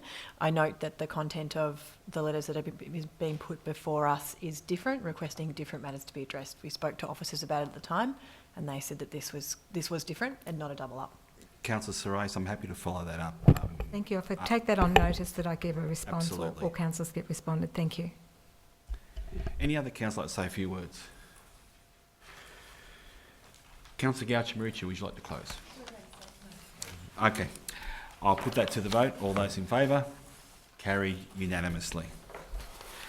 Next item on tonight's agenda is another notice of motion, and it's the Flemington Hub. And I call on Councillor Sorais to present her notice of motion entitled Flemington Hub. Thank you, Deputy Mayor. I'd like to move that Council resolves to write to the local, state and federal members of Parliament, noting Council's resolution of the 11th of June 2019 to adopt the Council Budget 2019-20 Strategic Resource Plan 2023 and Long-Term Capital Works Plan to 2044-45, including the adjustment made to funding for the Flemington Community Hub project. That the Flemington Community Hub project remains a top priority for Council and is vital to the Flemington community and surrounds. That the impacts of restrictions such as rate capping are such that we require the support of partners in order to be able to achieve all of the major goals we have on behalf of the Moonee Valley community. That as per the Advocacy Strategy 2018-21, Council is seeking a contribution of $20 million from external partners to help fund the Flemington Community Hub project, and that we renew our calls on the state, and I'd like to include, and federal government to partner with us in funding a new community hub for Flemington. Thank you, Councillor Sorais. Just for my own clarification, are you asking to write to all members of both houses in both state and federal? Yes. Yes, well, local state members. Local state members? Well, members within the City of Moonee Valley. In the City of Moonee Valley that are both in upper and in both houses, both in state and federal. Okay. Yes. Thank you. All right, I'll see if I can get a seconder for you. Do I have a seconder for that motion? Councillor Lawrence. Councillor Sorais, would you like to speak to the motion? I will, thank you. Firstly, with regards to the council meeting held on the 11th of June 2019 regarding funding for the Flemington Hub, I feel that there were comments made that, in my view, created an us and them or a divide across the municipality and may have been confusing. I've raised this motion to make it clear that we are still funding the hub. However, given the uncertainty as to where the hub is to be located and no approved works or plans have been completed, they are only draft concepts, I feel that this project needs to be shared financially by not only Moonee Valley City Council, but the state and federal governments if successful. I understand that formal letters were sent to candidates and MPs in the state electorates of Essendon and Niddrie seeking support for the project in the lead up to the state election last year, and a pledge was made for $2 million from the opposition leader prior to the federal election held in May 2019. Unfortunately, this did not come to fruition. However, our website states we continue to have conversations with the state government about opportunities for funding, and nothing has been ruled out. I also support my motion with the following background information obtained through Moonee Valley Council's website and previous notes from meetings regarding the Flemington Hub.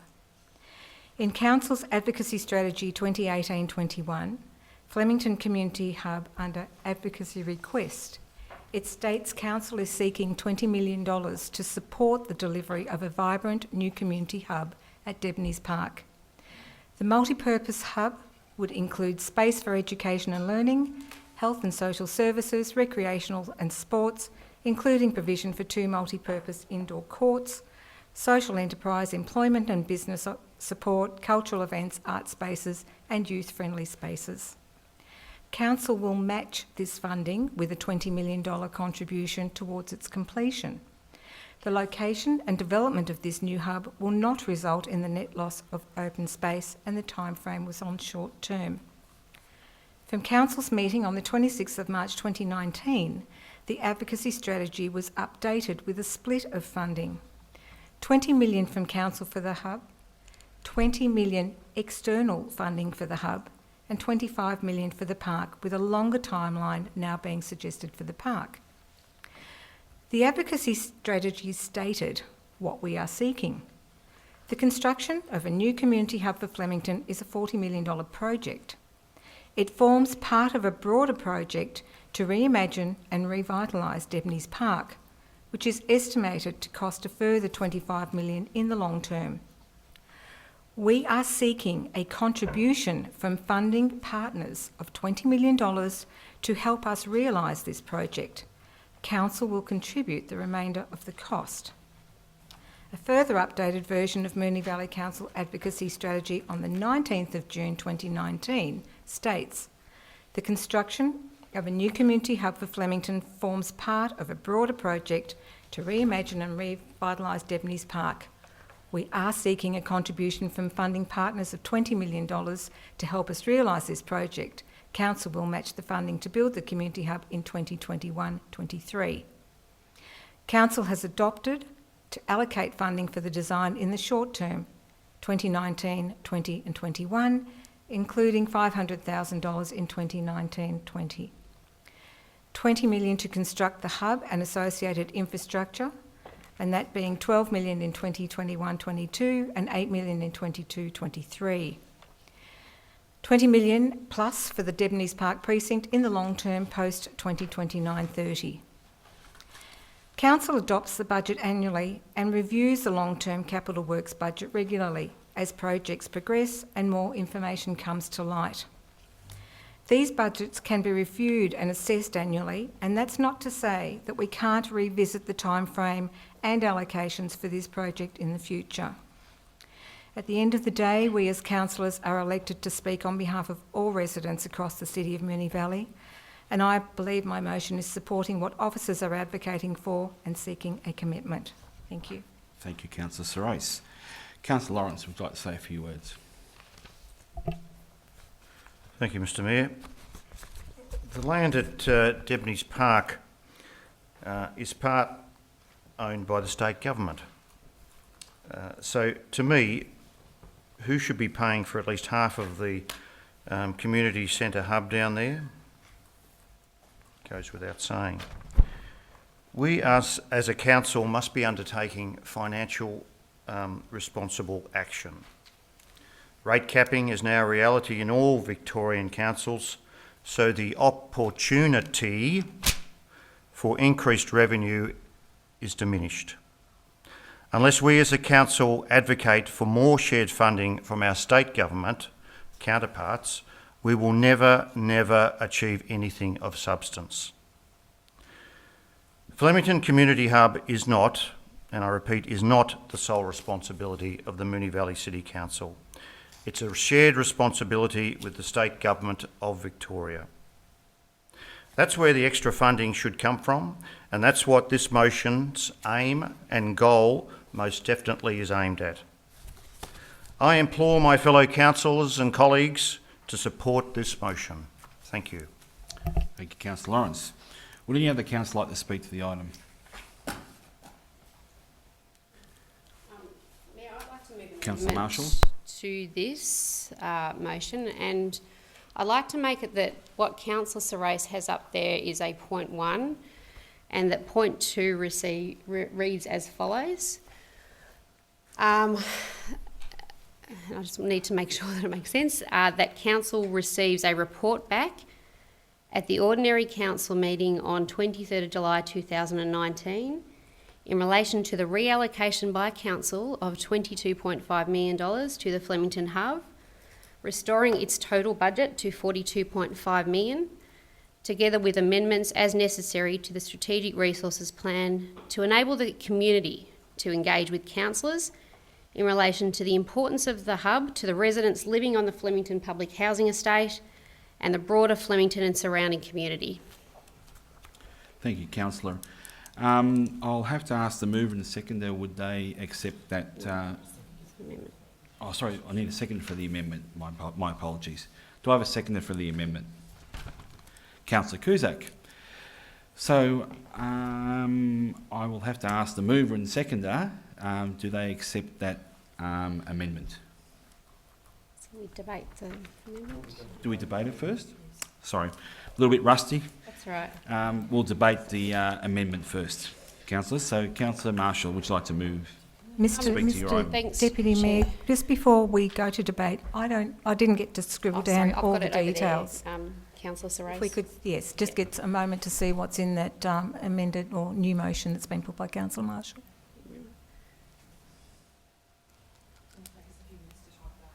Sure. So can we'll just happy for me to start adjourn debate for 5 minutes while we. Could I have a mover and a seconder to adjourn the meeting for 5 minutes while we get this typed up? So moved. Okay, I'll put that to the vote. All those in favour? Sorry, what complex was it? All those against? Carried unanimously. We'll adjourn for 5 minutes.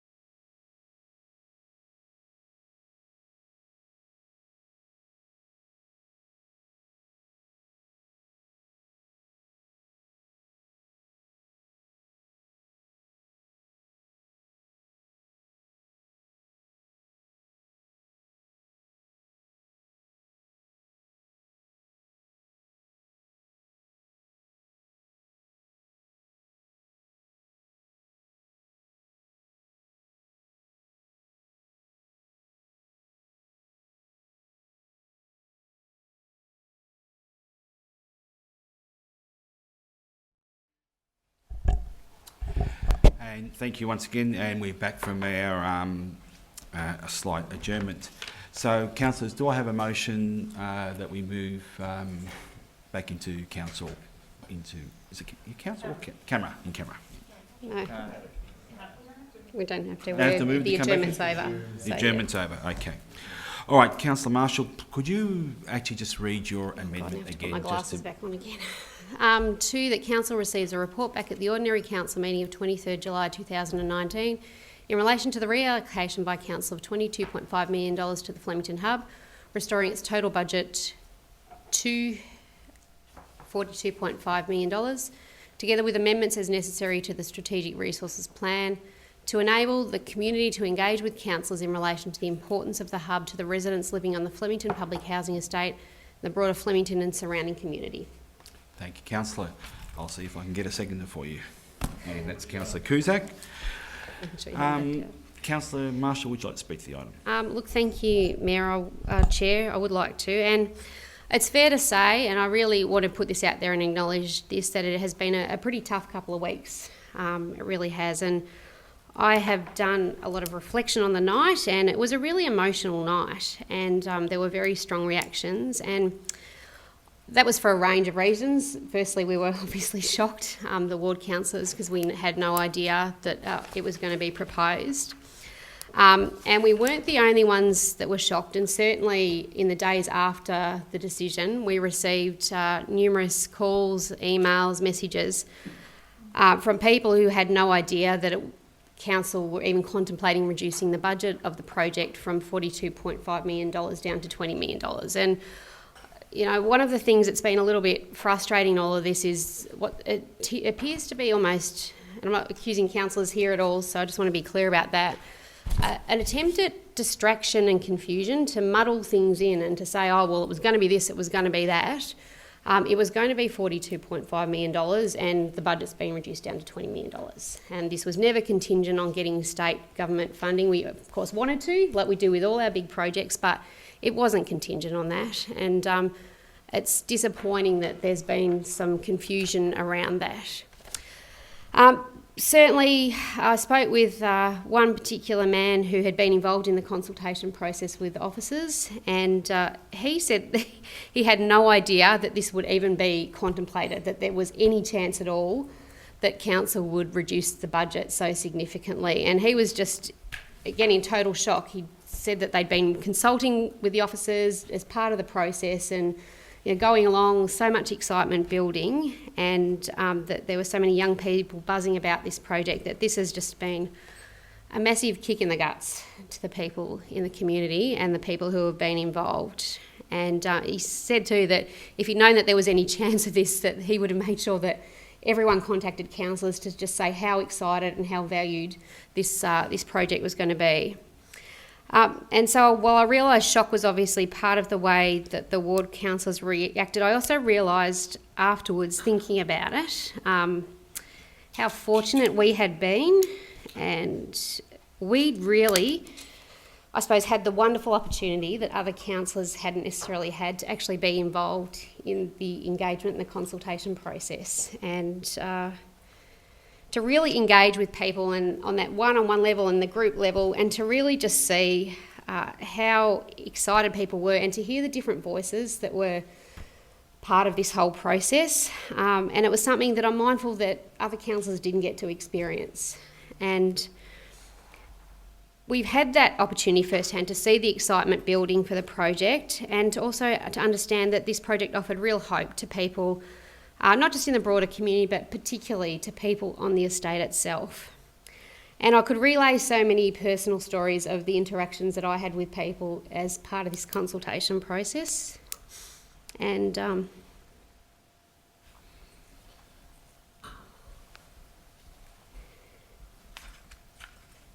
in one of the sessions that I had, I took part in, and I said to Councillor Cusack and officers after the session, it was really probably one of the best sessions that I'd ever had, consultation sessions as a councillor. There were so many wonderful discussions. I had a great chat with a woman who had lots of kids like I do, and we talked about the chaos that can come with having so many children, and she was talking about how wonderful it would be for her kids to have the opportunity, her older kids, to actually go and have a quiet space to study at night with their friends, and where she knew that they would be safe. I spoke with lots of teens, and I know, we had that wonderful session, and I know the other ward councillors have too, who were just so excited about having a space where they could hang out with their friends and to play sport, to just be together in a space that was so close to home and that was safe. And, without all the issues that go along with often living in a large family in small spaces. If you wouldn't mind, thank you, Chair. Yeah, that would be great.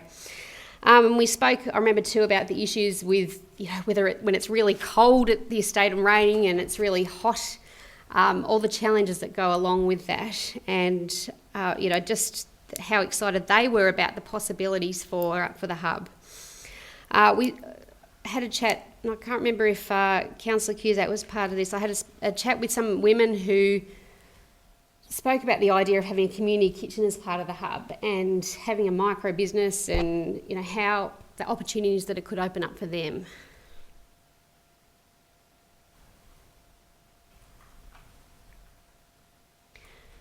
And there were just so many stories that was really, it was just an optimism and a real hope, I think, about this hub and what it represented to the community. And, just a facility that could potentially provide so much opportunity to people who often have so little. So, I'm sorry to get emotional about this, but it's been devastating to have to look people in the eye and to tell them about what has happened with this. It really has. And just to, as I said, people who have so often just been kicked in the guts, for this to feel like another kick in the guts. So, all this amendment is asking is for an opportunity for the rest of councillors to have the opportunity that we have, which is to have those conversations and to realise that, this isn't about politics, it's not about personalities. The wind up, Councillor. Sorry, I'm almost done now, I'll be 2 seconds. I just really want you all to have the opportunity that we had to hear those personal stories. Thank you, Councillor. Councillor Cusack. This amendment actually makes some sense of the substantive motion. What we and I know I can't debate the substantive motion, but there is one point in the substantive motion that leaves us in a position where nobody quite understands what's going on, and that is that is this going to be advocated for $20 million or for $40 million? Nobody quite understands exactly what is being proposed. If you don't take the full $40 million into the budget, you can't advocate for something that you don't have money for. So therefore, are we only advocating for 20 or whatever? So the idea of this motion is very, very simple, and I really do encourage you to have a think about this. What if, now that you've voted it out, what if you just restored it for 5 minutes? And what if you thought about how the community thinks it might want to see this building work for the future? Not for now in 2019 and not in the next few years, but to actually say that there is going to be something there that is going to stand up like any of the other major buildings that we have in this municipality that work all the time, that take into account new technologies, that take into account new opportunities, that take into account those sorts of things. Now, none of that had been discussed in the process up to this stage. All that had happened was that we had got through a broad design, a footprint, and then it was the question about the location. Well, that's yummy, but that was all that had actually happened. Nobody had actually had that real opportunity to set down on paper what they wanted, what they thought was important. And I, for one, as a councillor, know, and I've listened to Councillor Marshall closely, and she was expressing very deep thoughts about the experiences that she's had with people who have said, could it do this, could it do that, could it do whatever? So I'm asking you to accept this amendment so that other people from the community can have that opportunity to say, can it do this, can it do that? Because if you don't use this opportunity, if you don't put this into your advocacy, if you don't put this into your thinking, if you go to ministers, if you go to government and say, all I want is a building, they're going to say, what for? And now is the opportunity to actually say, get something from the community that says what it is for. Not just the people on the estate, who I have great, can I have another minute? I have great admiration for, but obviously the people of the rest of Flemington, the rest of Ascot Vale, and parts of Moonee Ponds who will regularly use this facility, whether it be young people, old people, whether it's University of Third Age or whatever. I don't know who the players are going to be. You don't know who the players are going to be. You can't sit here and tell me what this place is going to look like in 25, 30 years' time. I know there are some things that are givens now, in the sense that there is a pavilion that is completely useless and it is never going to be any good for women's sport or any other sport or the growth and capacity of young people in that neighbourhood, and that needs to be built. And that needs to be part of this whole thing. We understand a few of those basic things. We understand that there is a need for quiet space and so on like that. But folks, agree to this amendment so that over the next month or so, you can actually find out a little bit more from the people who it's supposed to be about. At the end of the day, this is a community-centred arrangement. It is not a councillor-decided arrangement. We must represent a community and get their voice into this. Thank you, Councillor. Are there any other speakers for the amendment? Councillor Nation. Thank you, Acting Mayor. I think it's important when we look and consider this amendment before us. What Councillor Marshall is asking through this amendment is to receive a report back to Council, considering reallocating that money to this Flemington Hub project. But it's to receive a report, to give us information, to give us the chance to consult and connect with our community. She's not asking right now for that $22.5 million to be put back into the budget. No, sorry? Sorry, Councillor Sarais. Sorry? Sorry. It says to receive a report back at the ordinary council meeting regarding the reallocation of the $22.5 million. Councillor Sarais, we won't go into debate here. Councillor Nation, would you carry on, please? I'd like that 15 seconds back as well. So it's to receive a report. Now, if we can't, as councillors, sit around and understand the amendment, then God help us. We, as a council unit, should give the due service to people who have been engaged with this project from the very start, and that is a complete range of people and groups, to have their say on the prospect, the proposal of halving its funding. As Councillor Marshall said, as Councillor Cusack alluded to, they didn't get their chance to have that say because they didn't think it was a possibility. I know myself as a councillor, the idea of that money being halved was only found out moments before the meeting.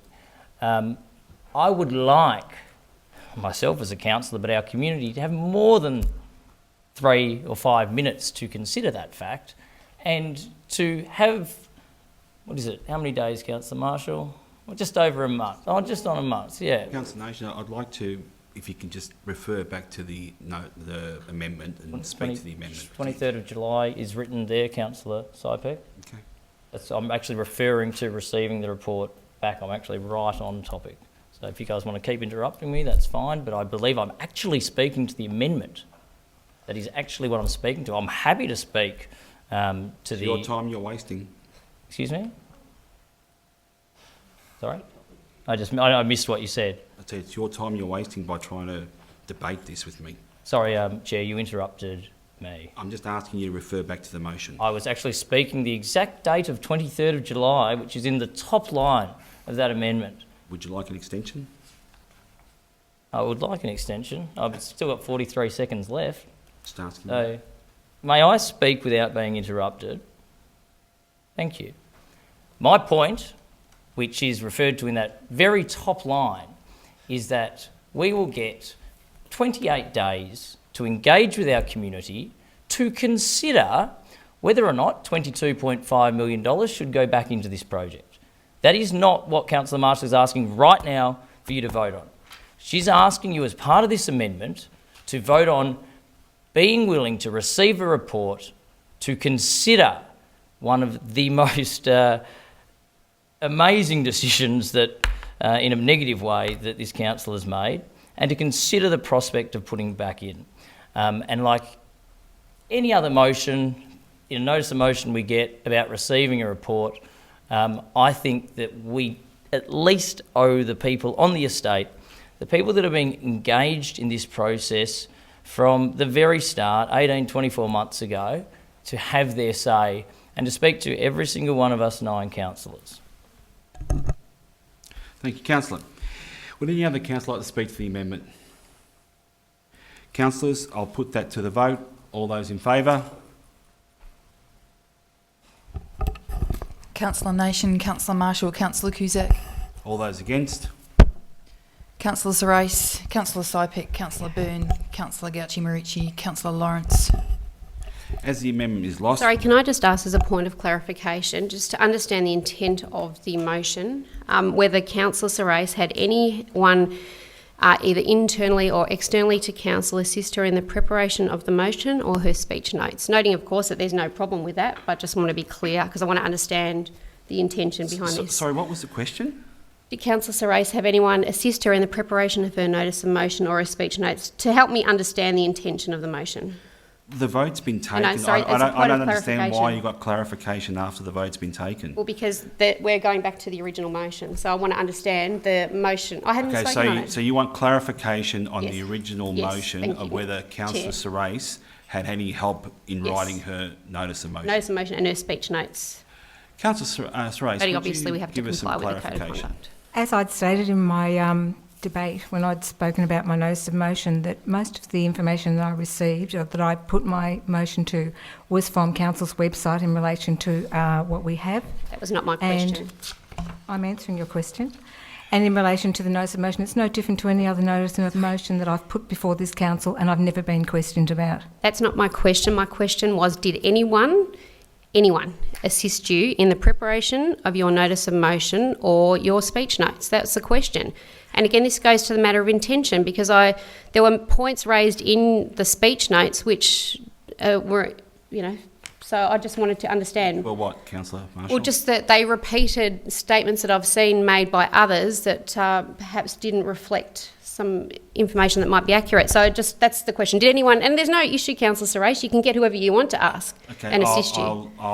As I said, Councillor Sypick, Sypick, as I said, I'm just looking in here that the information that I provided... So you prepared them yourself? I prepared them myself. Councillor Marshall, see can you my allow kitchen her table, to it's answer full the of question, papers. please? Well, no, but it's... Thank you. Councillor Sorais. I've answered the question. So was that a no? No one assisted Councillor Sorais in the preparation of her notice of motion or her I think speech notes? she's answered your question. No, sorry, she hasn't. So, councillors... So if that was a no, I'll just, as a matter of record, that's a no. Councillor Marshall, you're now acting disorderly, right? Your question's been answered, What was the answer, sorry?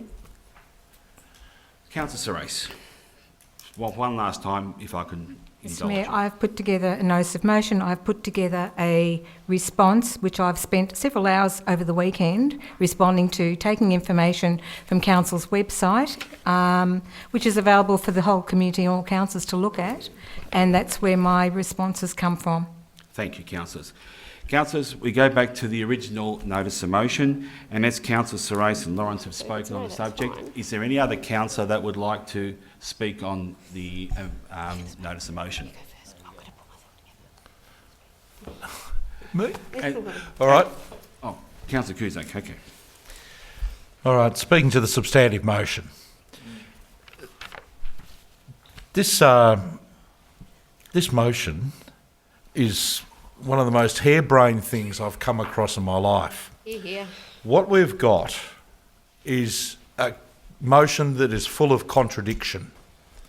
1 minute the motion is saying, in point 2, that the community hub remains a top priority for council and is vital to the Flemington community and surrounds.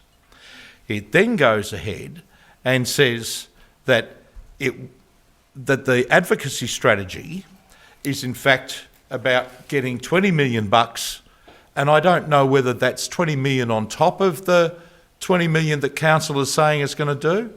I presume it is, so therefore we're talking about a $40 million project. But we may not be talking about a $40 million project, but we don't know. I wonder, and I asked the very simple question, is what I said before, is that nobody, not even the best person in the world, can go and advocate for something that is only half there. You might as well take, it just doesn't, it's breathtaking to think that you can only talk about a $20 million project because that's all that's in the budget. That's all that can be designed for. That's all that can be actually looked at. Then you turn around and say to government, well, listen, if you give us another 20 million for something else, we'll chuck on, the extra steak knives and give you a little bit of Councillor Sypex garnish even. It just doesn't make sense. The reality in this is that you are killing the project altogether. If you took a harebrained approach of advocacy like this to anybody, you would never get anywhere. Nobody in philanthropy will listen to you. You want to build something, you build it for the future. You are proposing that you're turning it around. You're saying, in effect, that government, we are threatening you, we would like you to be a partner, but the threat is that you need to agree to a $40 million project and give us 20 million bucks, or we will give you only $20 million worth of something that has never been designed, never been talked about, has got no currency in the community, and looks like what? It's like one of the clouds that floats over the top of Flemington. It just evaporates eventually. And this is what's happening once again, is that the people are being shortchanged in Flemington over this. Yes, I will. I'll take another second. I think that if you were realistic, you would have thought more seriously, rather than just sort of going back into the bunker, about Councillor Marshall's motion, which was amendment, which was simply to actually get more time so that people could express what they want. Now you're saying we will design a hub that doesn't exist. How can anybody go to the next meeting of the Flemington Neighbour Advisory Group and talk about anything but a $20 million hub? How can that be done? How can you go in there and talk about 42.5 million or 40 million or whatever the bloody figure is when you can't do that within our budget? Our budget can only talk about the money that we're actually prepared to put on the stump. And in this case, we should have been prepared to put on the stump the 42 million and then seek the advocacy. That makes sense. But now you're trying to do it itty-bitty. And it doesn't work like that. All you're doing is playing catch-up footy. So in fact, you're basically condemning this project to being a nothingness. A project that is going down a very simple... Yeah, okay. It's going down a very simple Alice in Wonderland track. And I tell you now that the people of Flemington, not just off the estate, are getting very angry about this, and you will find out what they want. Thank you, Councillor. Mayor, can I just ask a point of clarification? Chair, sorry. keep on calling you Mayor, promoting you. Have councillors who supported the reduction in the allocation of funding to the Flemington Community Hub, have they done any deal in relation to mayoralty votes, in relation to bringing any projects forward that aren't currently in the long-term capital works plan or bringing the timing forward, or in relation to the introduction of any new projects not in the long-term capital works program as part of an agreement for supporting the reduction in funding for this project? So, point of order, I appreciate you phrased it as a question. Yes. But that is a statement that is likely to mislead or deceive a person. No, it's That not. is a Yes, it statement does. that shows a lack of respect for our responsibilities. Well, is the answer And no, hang on, Councillor Councillor Marshall. This I tend to agree with the point of order of Councillor Gauci-Marucci that this is defamatory, this is disorderly, and I will not allow the question. Sorry, well then I will actually dispute your ruling in relation to that, Councillor Councillor Sypek. Sure. So, in accordance with the provisions that allow us to dispute a ruling of a chair, which I'll just pull out, 10.6 of the meeting procedure protocols. So I move that I disagree with your ruling on that point of order. Okay, so there is a motion to disagree with my ruling, and that ruling requires a mover and seconder, and if we do get a mover and seconder, then the chair must vacate the chairperson must vacate the chair. The CEO will take the chair and invite nominations for a temporary chair. Nominations must be moved and seconded, and if only one nomination is deemed elected, if more than one nomination voted will be taken by a show of hands, that candidate with the majority of votes is selected temporarily. There will be no vote on this, so if we have a mover and seconder, the chairperson can be removed from the chair for disagreeing with the chairman's ruling. So we have a mover, do we have a seconder? Councillor Cusack. So I will now vacate the chair and pass it over to the CEO. Thank you. Thank you, Deputy Mayor. We'll need to conduct a vote for the nomination of a temporary chair in accordance with the meeting protocol under 10.6, as the Deputy Mayor has highlighted for you. So nominations must be moved and seconded. So through a show of hands, we'll be conducting that vote. So can I have nominations for the position of temporary chair for the management of this matter? So we have one nomination for Councillor Byrne. Will that be seconded? Okay, that has been seconded by Councillor Gauci-Marucci. Any other nominations? So we'll conduct a vote on the nomination of Councillor Byrne, assuming she accepts that nomination for the position of temporary chair. Can I have a show of hands? Okay, so we have a unanimous vote in support of Councillor Byrne taking the temporary chair position.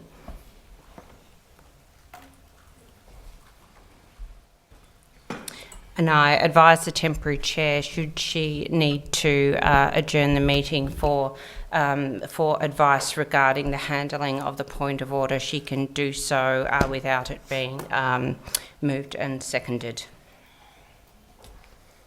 And I'll hand over. Thank you. So through governance, can I just confirm what is on the floor? At present, we have an objection to the chair's ruling, that Councillor Marshall's comment, and that objection has been raised by Councillor Gauci-Marucci. The Deputy Mayor has advised that he will uphold that ruling, that objection, and that has been contested. So you need to make a ruling on whether you will support that or not, and I remind you that should you need to make a short adjournment to get advice further, you can do so. Thank you. I will take that adjournment. If I could have governance in the Mayoralty office.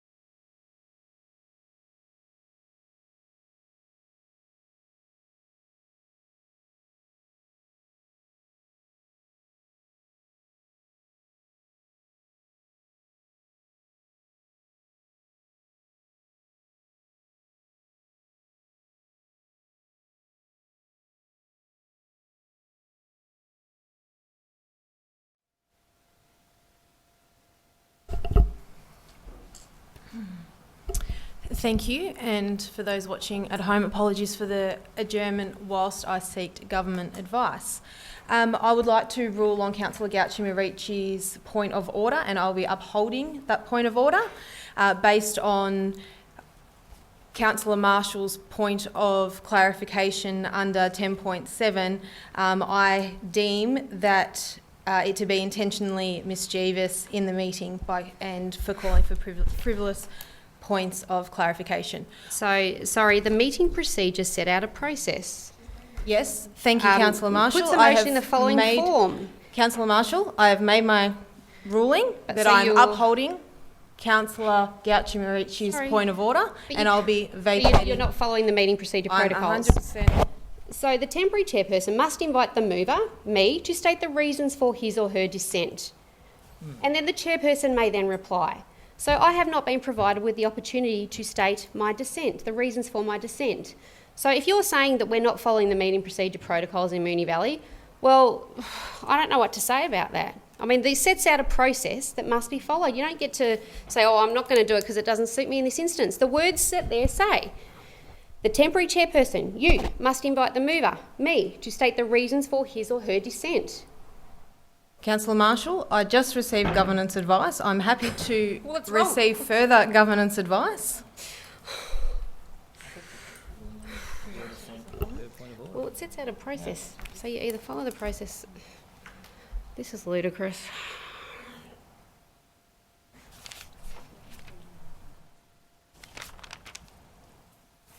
It's not complicated. It's right there. Thank you, Councillor Marshall. If you would like to state the reasons for your dissent. Thank you, Chair. I appreciate you following the meeting procedure protocols. So the point of order was that my question was a statement that will or are likely to mislead or deceive a person. So there are a few things I would say about that. It was not a statement, it was a question, and there are very distinct differences between a statement and a question.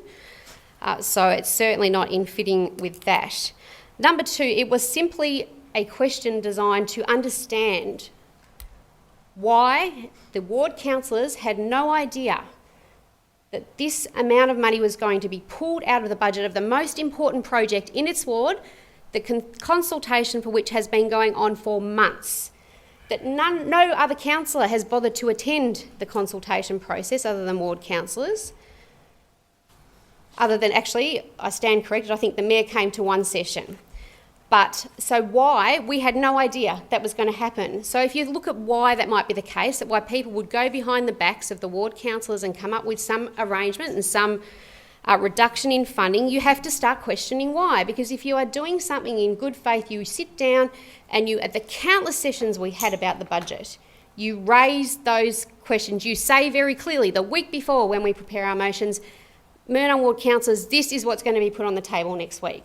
So when you don't do that, then when the ward councillors find out 5 minutes beforehand, if that, and that's being generous, what's proposed to an attempt which really destroys the project in their ward, then it is reasonable for councillors to turn around and ask why. What has led to that? And the other things, in not a single word that has been said by any councillor who has supported this reduction has there been any evidence put forward. There have been these random comments. The money hasn't been reallocated.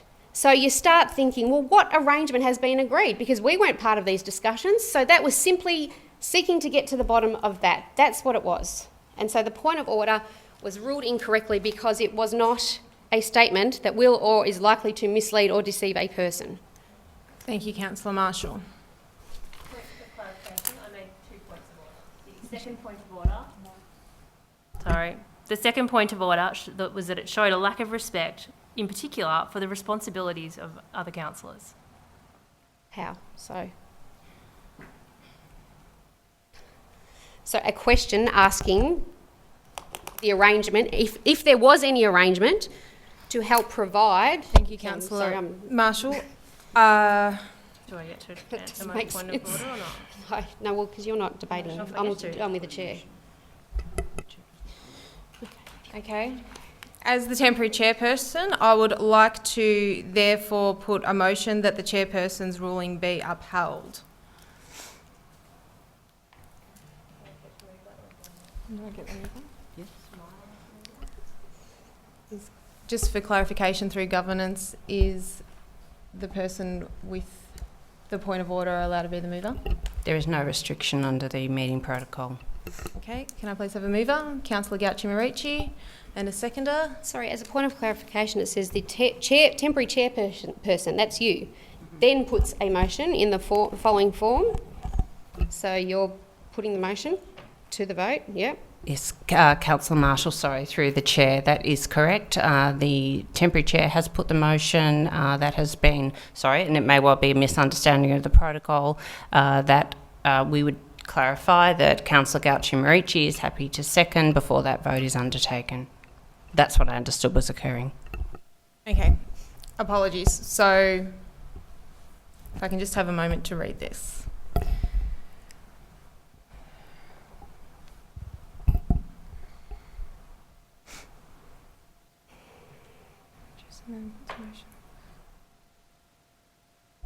Okay.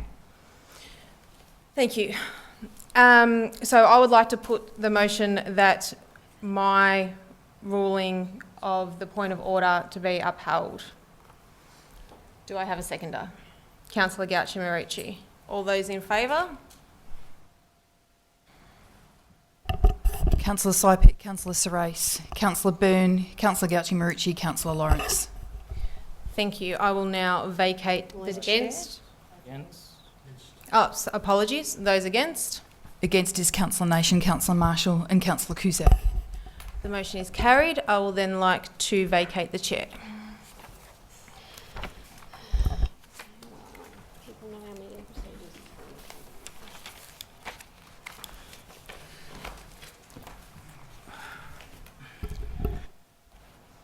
Okay, so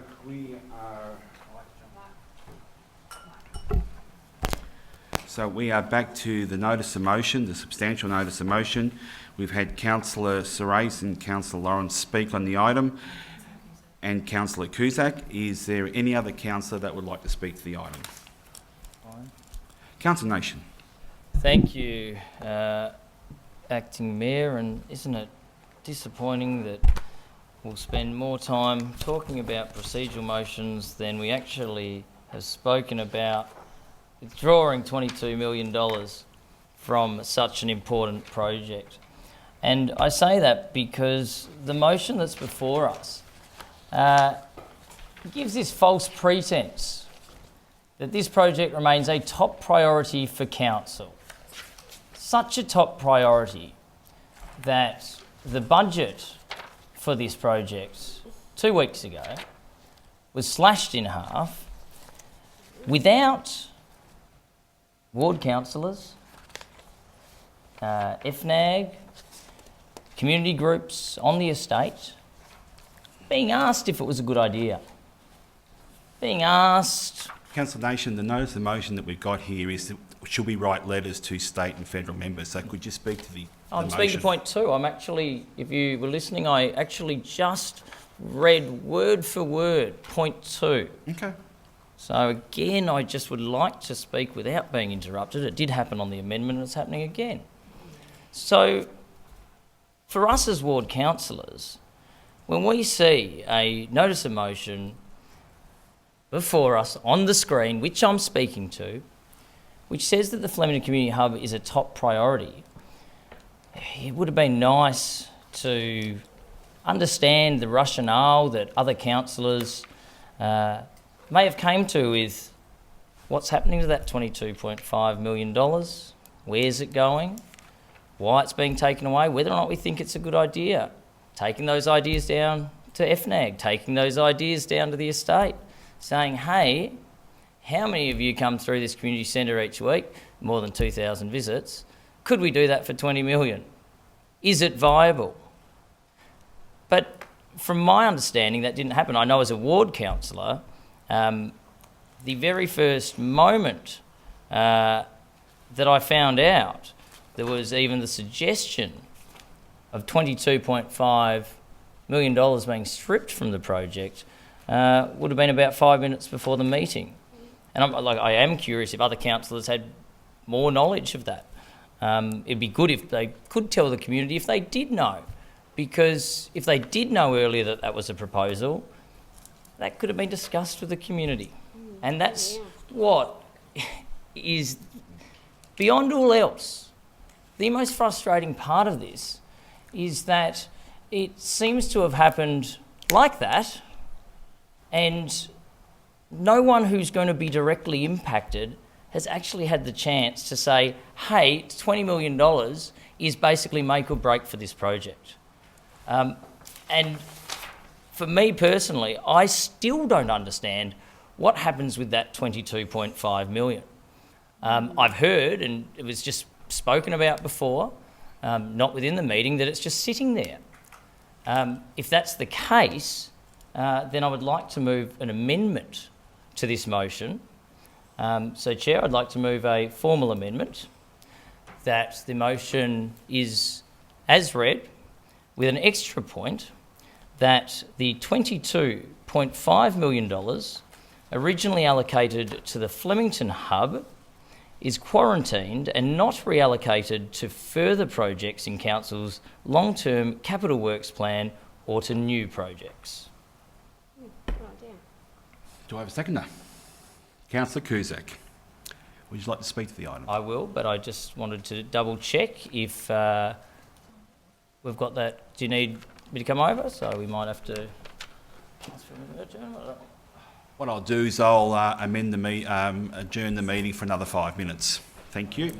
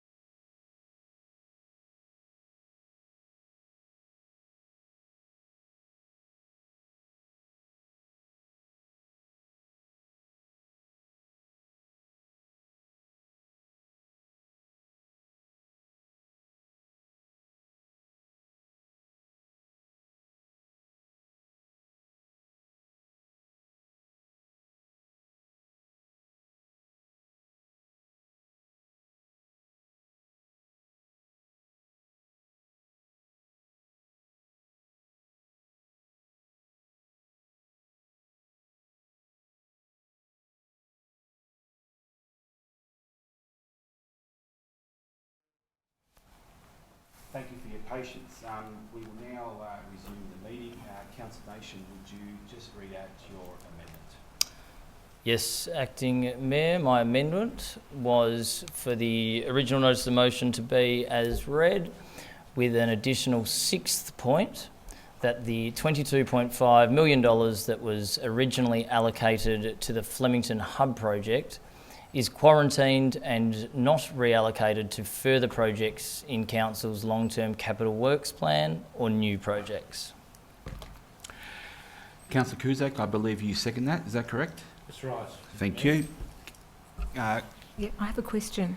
A point of clarification. Point of clarification, thank you. Now, the point of clarification has to be a comment or a statement made by a councillor or an officer. Correct. So in the point 6 that Councillor Nation has just moved, I just need clarification as to whether these funds would be quarantined and not allocated to further projects in Council's long-term capital works plan or new projects. Does that mean that the money just sits there forever and that we can never use it? I just need clarification because that's how it comes across to me. I will... not sure which officer to ask, but Madam Acting CEO. Sorry, through you, Deputy Mayor, I think the question probably goes to the intent of the amendment, so probably shouldn't come to an officer, but may be responded to by Councillor Nation. So, just Councillor Nation. Seeking if through our meeting procedures a councillor can answer a point of clarification or just an officer? That's correct. It can be a councillor or an officer if it relates to something they have said. Correct. So exactly as it reads... Oh, no, it's on. I kept it on. Exactly as it reads, so it's not being invested into capital works. It is used, quarantined or put aside for anything non-capital works related. Is exactly how that reads. So it is. I probably can't surmise it better than not reallocated to further projects in Council's long-term capital works plan or new projects. Thank you, Councillor I Nation. have another point of clarification then, and that is, if it is quarantined, is this legal that this council can do that?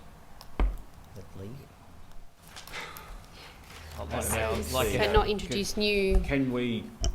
I don't know about that question. Madam CEO, can we quarantine money? Good, like our open space for a second. Through you, Deputy Mayor, if the intent is to earmark, to quarantine, to protect certain funds in the long-term program for use only towards this purpose, then I can't see anything at face value that prohibits that, but the question of whether of legality and so forth is not something that we could answer with no notice whatsoever. So we could take that on notice and provide further clarification. On face value, I don't see any real legal issue. The question is more an issue of practicality, i.e. what is the intent? Thank you, Madam Acting CEO. Can I ask a point of clarification? To be clear, as I understand what you're saying in relation to this amendment, is that that money will not able, so councils won't turn around and say, oh, well, actually, this project, we want to shift that money that would have been spent on the hub. Are you asking a question? I'm asking him, Councillor Nation, to understand, to clarify whether my understanding of his intent of this motion is correct. So you want Councillor Nation to clarify your thought about what you're saying? Clarify whether my understanding of what is proposed is correct. When you ask for a point of clarification, you have to state what the point... Which is what I'm doing. If you had not interrupted me, Chair, I was stating my understanding of what is being proposed.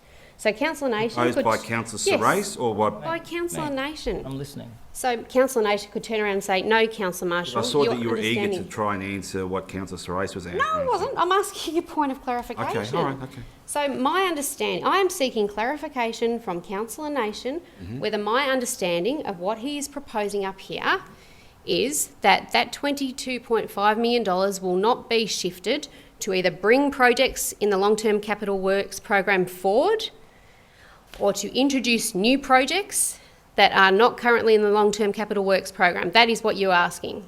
Is that correct? Your understanding is correct, Thank Councillor you for the Marshall. clarification. I appreciate it. Okay, good. Councillor Nation, would you like to speak to the item?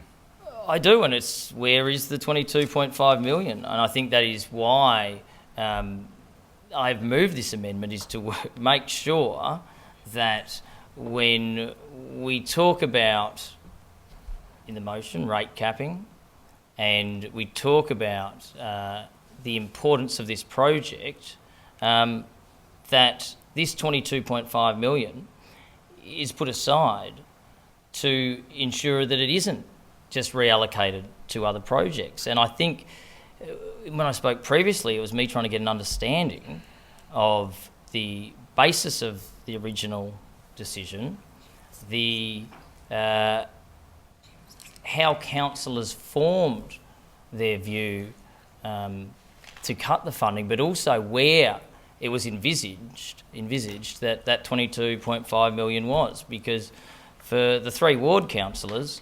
2 weeks on, we're still at a loss as to where that money is going.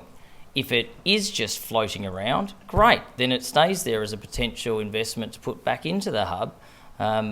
Maybe once the community expresses their outrage, further expresses their outrage, or maybe that $22.5 million is allocated to other parts or other projects. So in moving this motion, at this stage, or this amendment, sorry, at this stage, I understand that $22.5 million has not been allocated or is not planned to be allocated on any capital works project, which reassures me because, we don't want to be throwing around words like service cuts, rate capping, and then have 22.5 million sitting there and then it suddenly funds some other big, great project. So this amendment is just reassurity, I think, for us as ward councillors, for us as a council.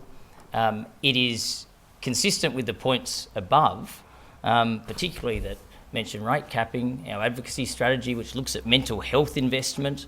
So I think this just gives me as a councillor a little bit of reassurity that it is not just going to be spent on the next footy pavilion or the next footy club that comes knocking on the door, or another extended or another expansion of proposed highball stadium. So unless I've misunderstood previous discussions, I think it's a fairly straightforward point, and particularly when we talk about, as I said, rate capping and service cuts and all these things, to have that 22.5 million sitting there will be fantastic. I wait to hear other councillors' comments. Thank you, Councillor Nation. Councillor Cusack. My understanding was that we were looking to borrow, and that this was going to be worked in over a long-term plan, and that it was money that was being aimed at people in the poorest part of this municipality who had the greatest need. And so to take it out and not exercise the borrowing is a significant issue for the people of Flemington, and in particular the people who live on the estate. So I'm supporting this motion on the basis that I don't want to see this council go off into any flights of fantasy based on the fact that we've got record low interest rates and now's a really grouse time to borrow and do what you possibly can. We need to make sure that if this $22.5 million is going to be used for something in the future, that it is not used for things that aren't very, very specifically about those purposes. We've actually asked officers, when it was in the budget, when it was part of a budget plan that was approved and ticked off by this council in its discussions about when it was building the budget, and as little as only a week beforehand, that this was okay, and that our thinking was that we were agreeing to mechanisms by which we would seek efficiency gains and so on like that and all the rest of it. And so we weren't finding ourselves in a diabolical place. We had a plan, and that plan was really worthwhile. I want to stick to that plan. If all of a sudden other people come out and play a game and want to go down other tracks, well, they just can't and they shouldn't. And therefore, we should all collegiately support this process. We should all collegiately support a motion around transparency, that this council is actually thinking again about what our budget looks like, what its out years will look like, what the borrowings will look like, and how we will go about funding other projects that are going to come through in the normal speed of things or rate of things. But that we can't, at this point, just take this type of money and reallocate it to another big project. This is not what it was ever intended for, and if it was ever intended for anything else, it was never written in the budget papers. It was never part of a strategy, and therefore we need to leave it quarantined, if not borrowed, and that's where it is. It's actually in the bank, it's not with us, and we haven't accessed it yet. But we would have, or might have, down the years. Thank you, Councillor Cusack. Would any other councillor like to say a few words? Councillor Marshall. Thanks, Chair. Look, this is actually a very simple motion in some ways, and the offence that was taken to my question earlier can be quickly knocked in the head if people support this amendment, because, as I said, we as ward councillors are trying to understand this decision, and if there's been no agreement to reallocate these funds or no understanding that they'll be used for other projects that all of a sudden will be brought forward by a few years in an election year, or all of a sudden be a new project that comes out of nowhere and not in the long-term capital works plan, then, I mean, this is a lay down misère. You just support it. And if councillors can't see fit to support it, noting the concern about rate capping and the like, well then the only inference that can be drawn is that councillors have in fact a plan to reallocate the project funds. I mean, that's the only inference that we could reasonably draw if people don't see fit to support this. It's not illegal.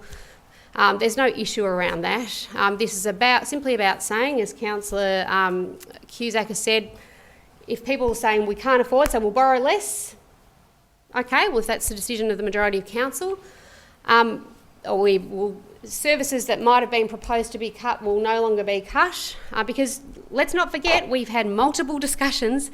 This project was fully costed out, fully budgeted for across out to that period of time. So this is a show of good faith, this amendment, because what it will say to the community is that, you know what, no, look, this is a genuine concern around affordability, but if this is not supported, then the only thing people can concur, or can infer, I should say, is that the money is going to pop up next year in the budget process or somewhere through this year for other projects. So I think this is a real show of good faith, and I think for some of the concern in the community might be knocked on the head if councillors can support this motion, or this amendment, I should say. Apologies. And Councillor Marshall, would any other councillor like to say a few words?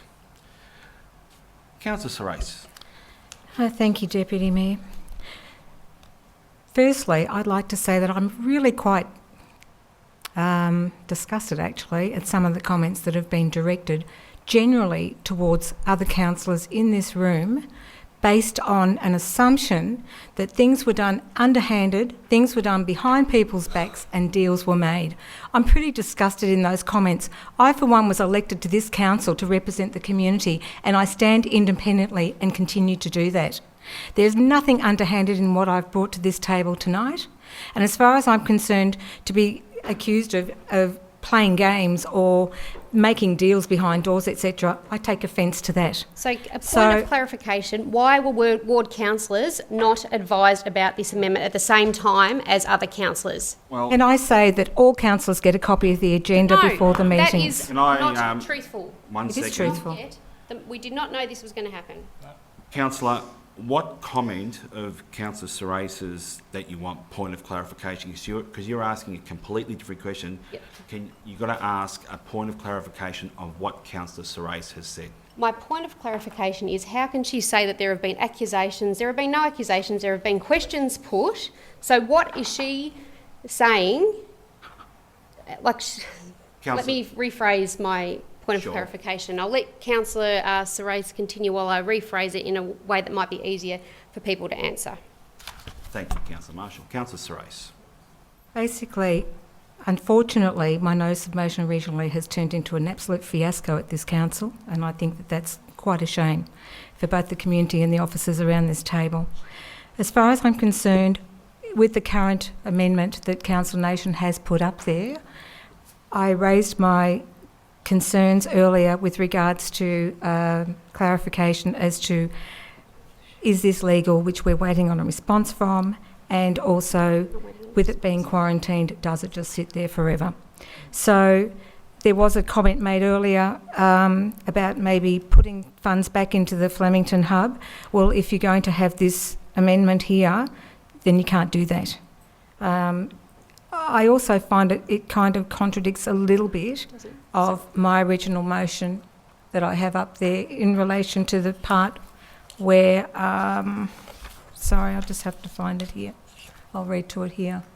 It does still remain a priority for the council, and most of my wording from that motion has come from Councillor parts Sorais, of councils. could I bring you back to the amendment? Could you speak to the amendment, not to your substantial Well, notice of it's motion? part of the motion. It's part of the motion. It's the amendment we're debating. We're speaking about the amendment, so Okay. could you just refer back to the amendment? Okay, then. So to me, I feel that that may be a little bit contradictory to what is up there in the other points.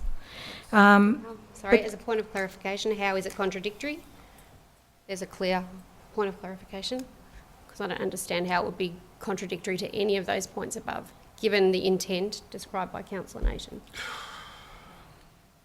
I suppose that Grace, would you like to withdraw that comment that it's I'll contradictory? withdraw that comment then. Thank you. This whole process this evening has been quite disturbing, so I guess I'm not thinking exactly too straight. Councillor Nation, would you mind allowing Councillor Sorais? All right, so it's payback, is it? Okay. Again, Keep going, Councillor this Sorais. behaviour is ridiculous. So all I wanted to say was that I was quite offended on some of the comments that were made tonight, as were from the meeting of the 11th of June. Thank you, Councillor Sorais. Would any other councillor like to say a few words? Councillor Nation, would you like to close? No. Oh, no, that's right, there's no right to apply for amendment. So, councillors, I'll put that to the vote. All those in favour? Councillor Nation, Councillor Marshall and Councillor Cusack. All those against? Councillor Sorais. there's a Councillor towel. Sypek, Councillor Byrne, Councillor Gauchi-Marucci, Councillor Lawrence. Thank you, councillors. Now we go back to the original substantial motion, and as we have Sorry, it... I would like to move another amendment. Could I just move that the motion be put, the original I'll motion? just, so before you... and that will be that council write to the Ombudsman, the Inspectorate, to seek clarification as to whether this arrangement in relation to the Flemington Hub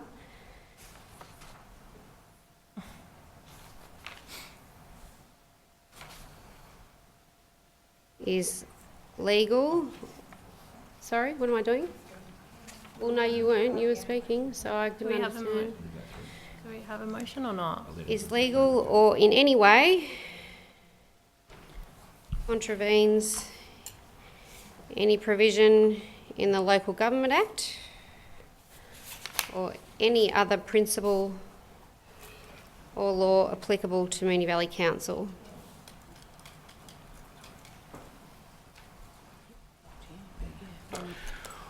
Okay, can we give it to... so she can write it up? And I will take another 5-minute adjournment to get some advice on this as well. Thank you. No, point out.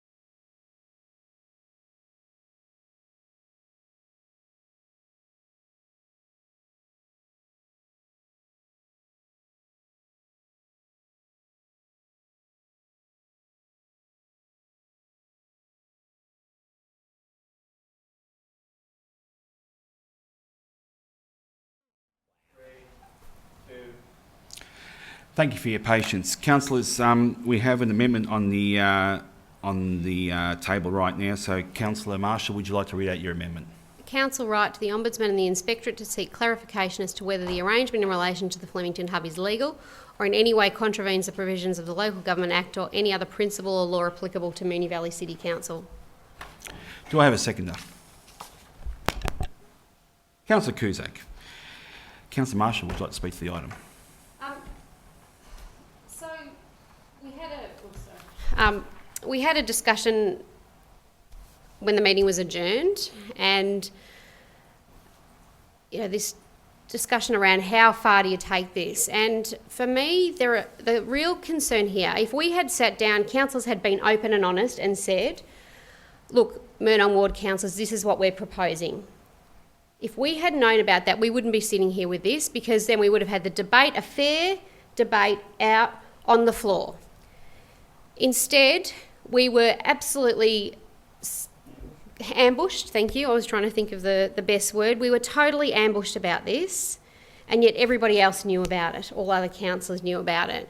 So when that happens, I've always got this whole thing that with big decisions like that, and I know councillors can get frustrated at times, but I will email around all my motions and just say, here you go, and then you can argue it as much as you like. But we had no idea, as I said, about the biggest project in the Moonee Ward, no idea that there was any possibility that the funding would be cut in this way. And when you have that situation where councillors, arguably have snuck around behind our back to come up with this situation. Councillor, do you have proof that people were sneaking around behind your I back? have proof that we didn't know anything about it. So I'm happy to say that there might not have been any sneaking around. I will say that other councillors... Okay, I'll be more precise in my language. I'm happy to do that. That you believe you weren't made aware of it? No, I wasn't made aware of it. There's no belief there. That's a matter of fact, not a matter of opinion. So those discussions in relation to the hub, there had obviously been discussions occurring, or... You got proof there's obviously been discussions? Well, what I would say is that do 6 people all of a sudden come up with the idea without having discussions? If you're saying you all acted by ESP, then I will accept that. I need to remind you, you can't... So are you saying there were no... All right, I'll put it to you, Mayor. That people... Okay, yeah, I'll retract that statement. Thank you. Mayor, were there any discussions with yourself and other councillors in relation to the reduction of the budget? Councillor, you're speaking to your... I'm asking a point of clarification. Well, you didn't say that you were asking for a point of clarification. Yes, well, I did. I said a point of clarification, Mayor. Were there discussions between you and any of the other councillors that Moonee Ward councillors were not part of in relation to the reduction of the budget? Were there discussions, emails, correspondence in any form? Not that I'm aware of myself personally, no. So, and again, so you asked that, again, if I interpret what you've just said, the first you knew about it was when Councillor Byrne handed you the written motion, being mindful, of course, about our obligations to be honest under the Code of Conduct. I mean, is that what you're saying? Well, being mindful, if you know that I've had an injury, I've been in hospital. I've been in hospital for the last 2 months, so I've been out of communication. So if the answer is no, you knew nothing about it until you got that piece of paper from Councillor Byrne on the day, well, then I accept that. Well, that's what usually happens around here. I'm sorry. Late pieces of paper come on our table beforehand. So my question was, did any of you councillors have discussions, correspondence? You're asking me the question, and I've answered your question. No, what was the answer? So you said you had no discussions, correspondence, or anything like that in relation to the reduction? I've been sick. No. Sorry, you don't get to sideline like that. I already told you. You need to answer the question, because people don't get to wordsmith and try and dodge around. Just say, yes, we did. No, I didn't. We didn't. So you had you had no idea about it. No. Okay, that's fine. So basically, move that the amendment motion be put, please? Sorry. Okay. So I'll continue. Can we put your amendment? Well, no, because I haven't finished speaking to it, and I'm still confused. This is just. Okay. All right. Go ahead. All right. So basically, we have obligations under the Local Government Act, both as duties and obligations and responsibilities as councillors in relation to the way we expend money. If the previous amendment by Councillor Nation, if that had formed part of the substantive motion, then I would have felt comfortable, because that would, to me, would have said that there'd been no arrangement or agreement or understanding or anything that there will be projects brought forward or funded otherwise. I wouldn't have even bothered with this. But the fact that that was not supported raises enormous red flags about any agreement potentially or understanding in relation to the reallocation of their funds. I mean, that's the only reasonable thing we can... Point of clarification, does a procedural motion not need to be put first before someone speaks? I just need some governance advice on that. Sorry, just clarification. I was halfway through speaking, so we're shutting down debate, are we now? That'd be all right. Wouldn't surprise me.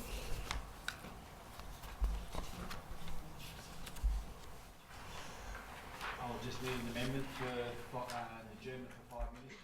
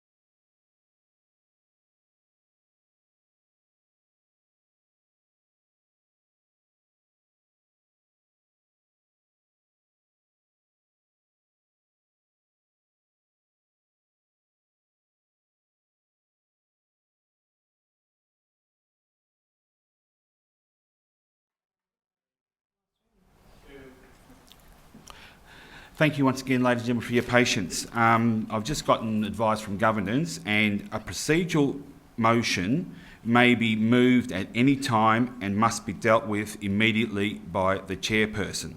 So the motion is to put this to the vote. So, councillors, I will put this to the vote. All those in favour... Can I move, a motion of dissent in relation to No, your ruling? we're dealing with this motion. It's a procedural motion. I have to deal with it according to our local laws. So, councillors, I'll put that to the vote. All those in favour of Councillor Marshall's amendment? No, you've got to be joking me.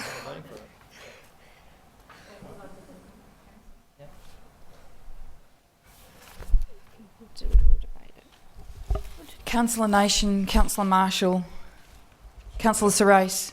I think it's unanimous. It's unanimous. Good. Okay, Councillor... Mr Mayor, can I please move that we put the substantive motion To the vote? To the vote, okay. Councillors, I'm moving another procedural motion to move the substantial motion. I'll put that to the vote. All those in favour?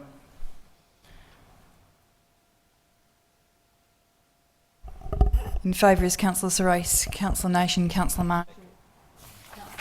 Yeah. Exactly. Those against? Thank you, councillors. Next item on tonight's agenda is urgent business, and I believe we do have an item of urgent business. No? Okay, we don't have an item of urgent business. Delegates report. Do we have any councillors that have anything they'd like to report on or in their roles as delegates? No? Yes, Councillor Cusack. Just very briefly, Councillor Lawrence mentioned earlier that he and I had been to the ALGA conference in Canberra just in the last week, and that and we're required to bring a report back to Council. I suggested with Councillor Lawrence that we might do a joint one, rather than, if you're up for that, rather than making it a whole lot of time, wasting a whole lot of people's time with a lot of separate reports when we actually sat through the same sort of things, and we could actually do a combined effort if Councillor is up for it. And just to close, that I think again the Olga conference was very, very powerful and had some extraordinary things in it that will be subjects of notice of motion in the very near future from this corner anyway. Thank you, Councillor Cusack. Does any other councillor have any delegates' reports? No? Confidential reports. Next item is of confidential reports, and I believe there are no confidential reports this evening. So, councillors, that concludes our business on tonight's agenda. Thank you for your meeting of the public gallery and those who have been watching on live stream for your interest. And I declare the meeting closed. Good night and God bless.